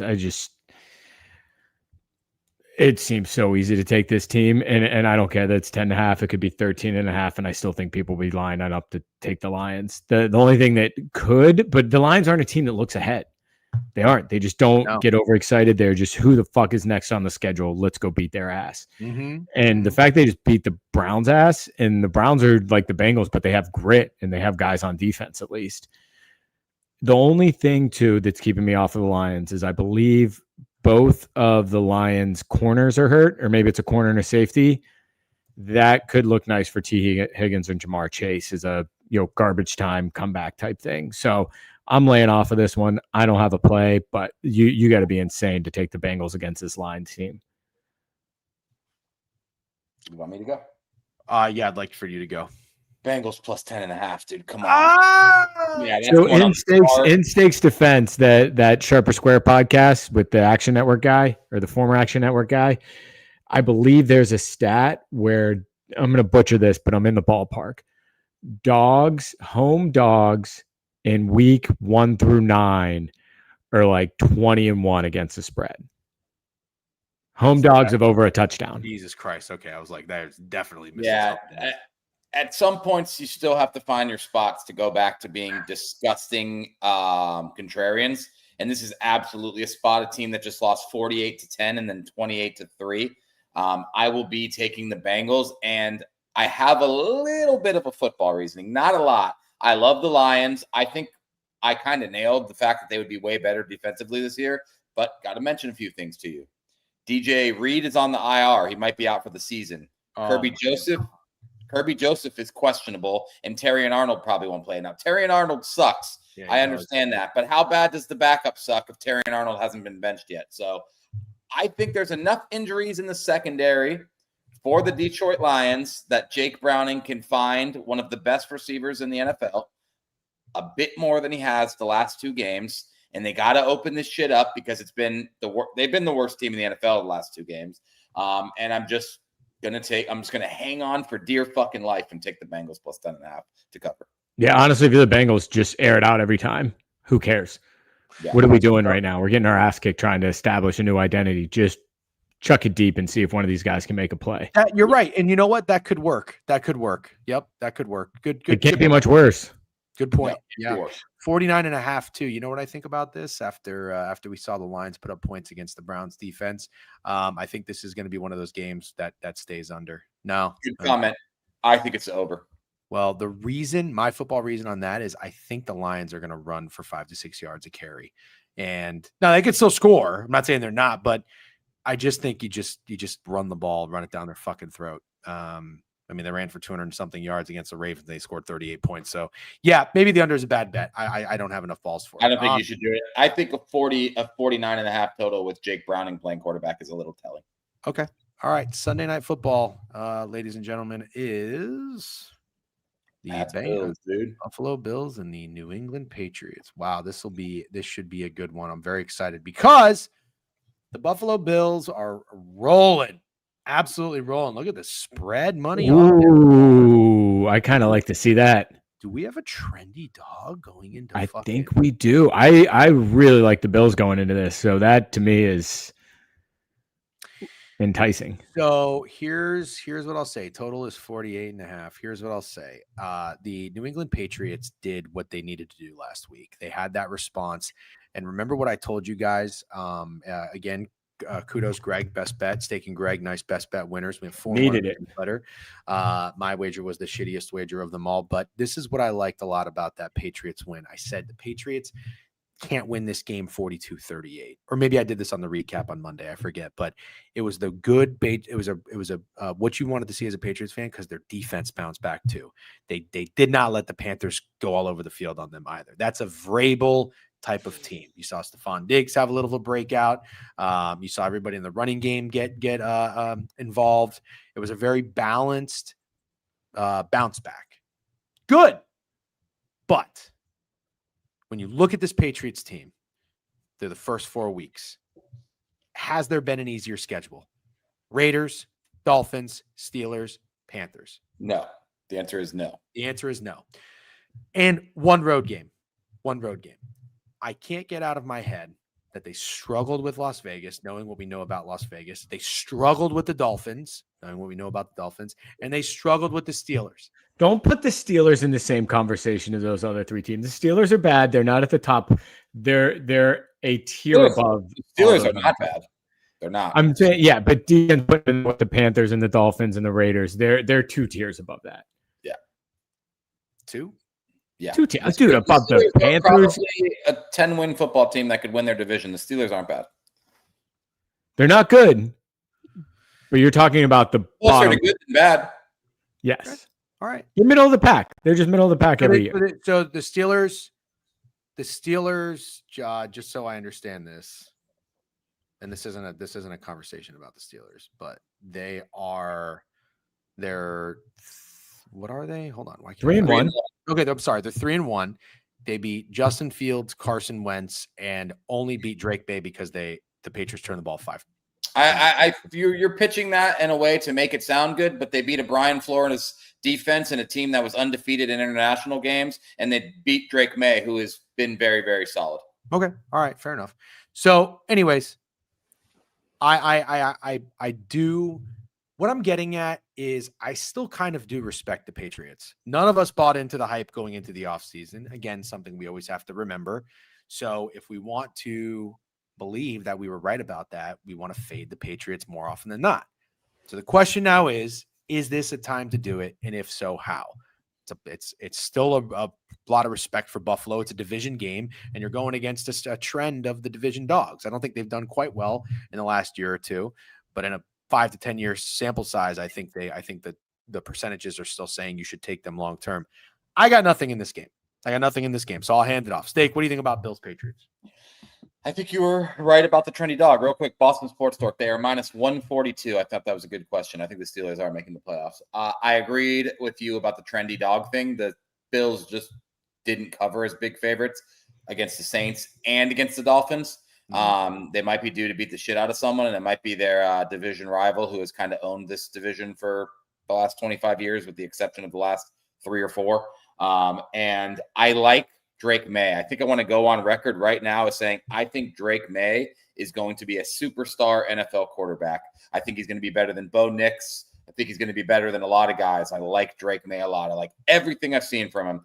I do not like the rest of this Patriots team. I do not think it's a good football team. I do not think all the new defensive pieces are there yet. I think the running game's confusing. I think the wide receiver room is awful, and I think Hunter Henry is overperforming. He's a dog, don't get me wrong, but he's not anything special. So while I am a Drake May guy in this game, I think the Bills might beat the shit out of the Patriots. Greg? Oh, I'm totally with you guys on this. I think it's the Bills. Seeing the Patriots be that trendy of an underdog makes me like it even more. Steak said it. They're coming off of back-to-back wins where they won, they didn't cover, they didn't look that impressive. I think they're ready to unload on somebody, and it just happens to be a Sunday night. I mean, Josh Allen plays phenomenal. He plays phenomenal all the time. He plays better in prime time, and this being a divisional spot, I could also see the Bills getting fired up for Stephon Diggs. Like, it could be his revenge game, but I think it's the other way around. I think it's the Bills, fuck you, just Stephon Diggs game. Yeah, that's an interesting point. I didn't really think about that. Okay. All right. Yeah. Okay. All right. Let's talk about the last game, and then maybe just quick thoughts on the baseball board, and then we'll get out of here. Thank you, everybody, for hanging out, by the way. We've had over 200 guests in here for almost the whole stream. You guys are awesome. Jags, Chiefs. Steak and I kind of collide on this one a little bit. I'm thinking I'm on your side, DJen. Yeah, well, I don't know if that's a good thing, because there's a lot of times when the game is over, we come back to this and we're like, Steak, you were right. I listen, and Steak also has a really, really good point. I have not been right about the Jags so far this season. He's absolutely correct, except when I got very lucky with my best bet on the Bengals minus 3.5, and they somehow won by 4. Here's my problem is I did watch that Jags game, and it was ugly. It was a win, but it was ugly. But I'm not somebody like Cornfields who thinks if you win ugly, it's a bad thing. I love it. I love the fucking gritty and nasty and coming away with a win that you didn't. I mean, that's what you want from teams in a way. Of course, you want to go out there and put a fucking beautiful performance together, but it's not always going to happen. They went to the West Coast against Brock Purdy and the fucking Niners and went toe to toe with them. They really did. And it was the defense that stepped up, and the offense did enough. And I tweeted this. I watched football all day, and I said the most fun I had watching was the Jags, and they played ugly. What does that tell you? I am actually starting to respect the Jaguars and that fucking little twerp Liam Cohen who's talking shit to Robert Salah on the way out, even though he knows he'd get broken in half. My problem is this, and this is where I'm curious to hear what you guys in the chat have to say. I faded the Chiefs. I don't think the Chiefs are going to be very good. I do still respect the defense, but they lack weapons. All it took was Xavier Worthy to come back to make me realize it doesn't take a whole lot to help out Patrick Mahomes. Obviously, you have a Ravens defense that's terrible and decimated with injuries. That certainly helps. But I am going to buy in a little bit. I want to potentially to the Chiefs. Am I buying high? No doubt about it. But I don't necessarily think it's that lopsided. I think that the Jags are becoming a little bit of a darling. And on prime time, you're going to have this dog catching 3.5 or 3 points that just beat the Niners. I don't know, man. I think I have to go with the Chiefs continuing to get right and playing well, as opposed to that being a little bit of a blip on the radar of how good Mahomes and the offense can be. So I think I like the Chiefs in this one. I don't know if I want to. It's not going to be a best bet, and I don't know if I'm going to make a wager on it yet. But that's where my head's at. Steak. Yeah, I mean, my head's the opposite of yours. I think we haven't seen the Jags play their best football yet. I think they have a really solid defense that has more takeaways this year than they had all of last year. The defensive line's good, very good, I would say. And Brian Thomas still sucks, and I feel like that can't go on for all season. They still haven't really found a role for Travis Hunter, and Trevor Lawrence has 5 touchdowns and 4 interceptions, so he's nothing special either, and they're still winning games. So I'm more interested in buying into the fact that if the Jags figure this thing out offensively, I actually think it's a really, really good football team. And Liam Cohen's interesting, man, because he looks like a fucking twerp, but he might be a dirty bitch. Mm-hmm. Like, what he did to the Bucs was dirty as fuck. And somehow finding beef with Robert Salah, like, he must have done something to piss Salah off. And I feel like he's just low-key a dirty bitch. And I feel like you got to have a little bit of that in your head football coach, man. And I just don't know. You're not going to get me to fade the Jags. I'm tying my boat to the Jags this year. And I think they're going to be undervalued by Vegas. I'm not buying what you said. Like, I think if you pull up the picket splits right now, it's all going to be Chiefs after beating the Ravens. I think people think Chiefs are back. I think people think Pat Mahomes are back. I made a post about Josh Allen being minus 105 to win the MVP in week 4 being kind of crazy. And about 20 of the comments were how much value there was on Pat Mahomes. So I disagree a little bit with your take on the Chiefs. Fair. Greg, where do you stand? I'm with you on the Chiefs. If the Jags can figure this offense out, maybe they can be a playoff team, right? I think they're right on the cusp of it now. It's not crazy to say that. Mm-hmm. I do think the Chiefs started a little sluggish, and they got that September football out of their system, and they start to go on a little bit of a run here. Okay. By the way, Chewy, how does Greg not follow me Chewy, back? I do, Chewy. If I don't, I do now. Give me 2 seconds. I hope you do. I'll fucking step into my office because you're fucking fired. Steak will be boots on ground, by the way. Looking forward to that because it should be an awesome fucking atmosphere. He's been to more Jacksonville Jaguars games than I'm sure he'd like to admit.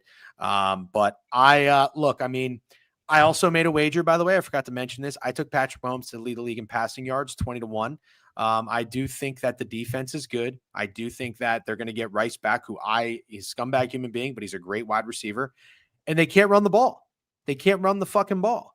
So I like Mahomes to lead the league in passing yards. It's probably not going to happen, but 20-1 seems like pretty good value. Hey, 23 Panks. We talk about the game tonight at 7:00 on the YouTube Picket channel in the Degenerate Hour. Make sure to go check us out there.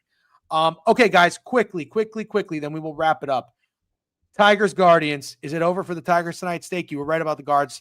Yeah, yesterday. By the way, I thought we were Detroit guys. I guess we're not this year.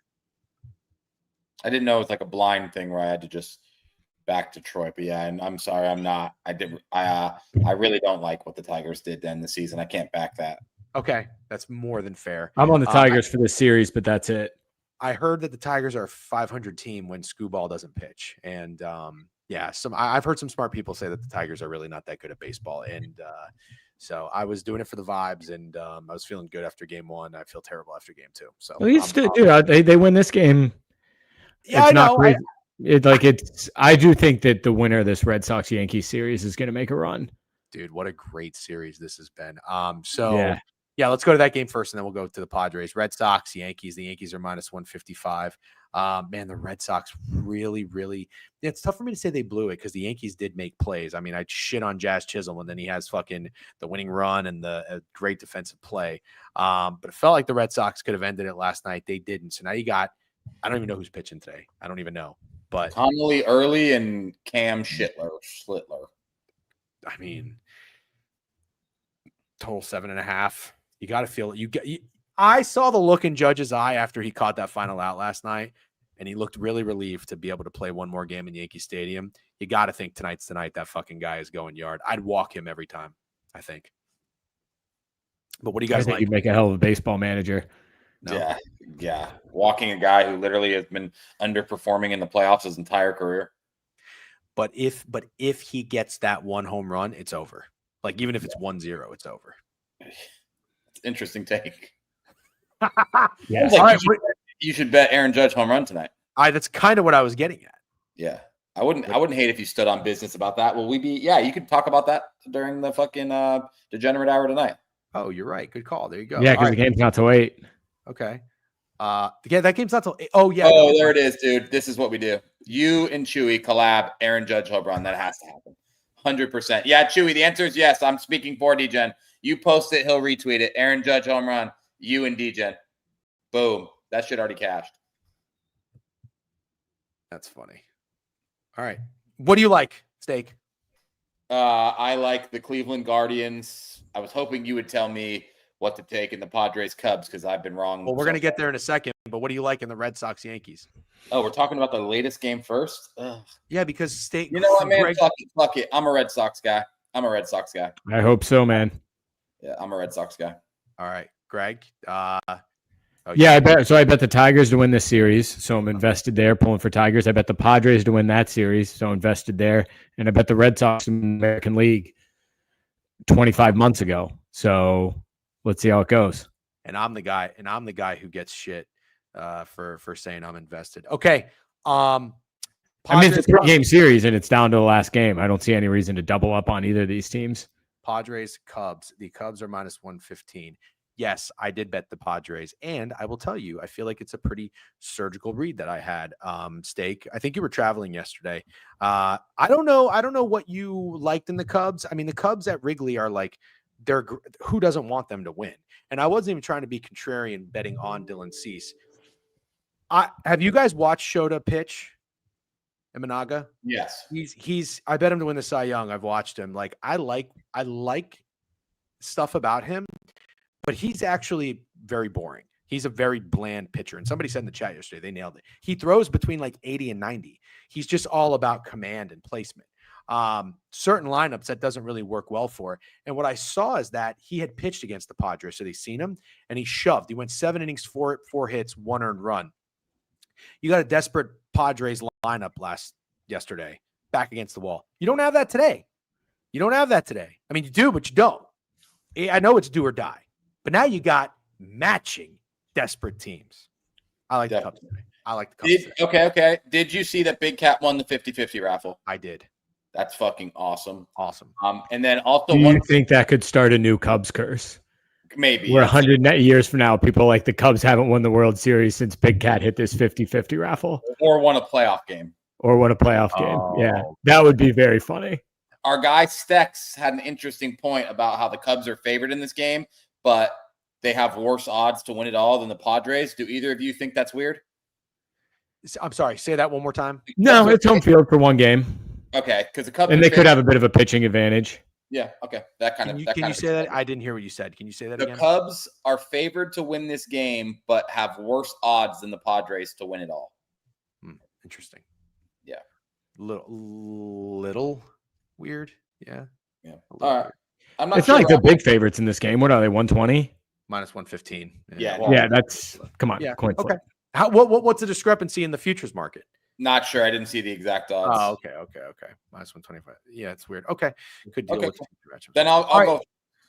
All right, guys. Steak, Greg. I'll see you tonight, 7:00. Thank you very much. Great job, everybody. Well done. Have a great day. Peace. See ya. Yeah, boys. Thank you, Greg. Thank you, Steak. All right, ladies and gentlemen, we are. That's it for today. Great job. Thank you again to Rowdy Rhymes for coming on. Wish him all the best. And remember, guys, if you're out there supporting him, make sure. Listen, don't just be with him when he's winning bets. Make sure you're with him when he's losing bets too. All right. You judge people by their character. I don't know the guy in person, but he seems like a nice enough dude and a good guy. He's got a good enough head on his shoulders. I don't need to talk to him like a child. Hope he makes his good decisions and surrounds himself with good people. I'm sure he's getting his DMs flooded with a lot of opportunities. Some scammers probably going to latch on to him and try to grow their following and whatnot. I don't have any names in mind, by the way, but you just know they're going to come out of the woodwork. So be careful and good luck, Rowdy. Thanks for the support. Thanks for hanging out. As always, remember, we try to be above anything else. We're going to win bets. We're going to lose bets, but we're trying to be some good people in the space above all else. So if you're supporting us, you're supporting that. And we will see you tonight, 7:00 on the YouTube Pickett page, the Pickett YouTube page. I always continue to do that wrong. And yep, I think that's that. All right. Have a great day. Good luck on your wagers. Peace.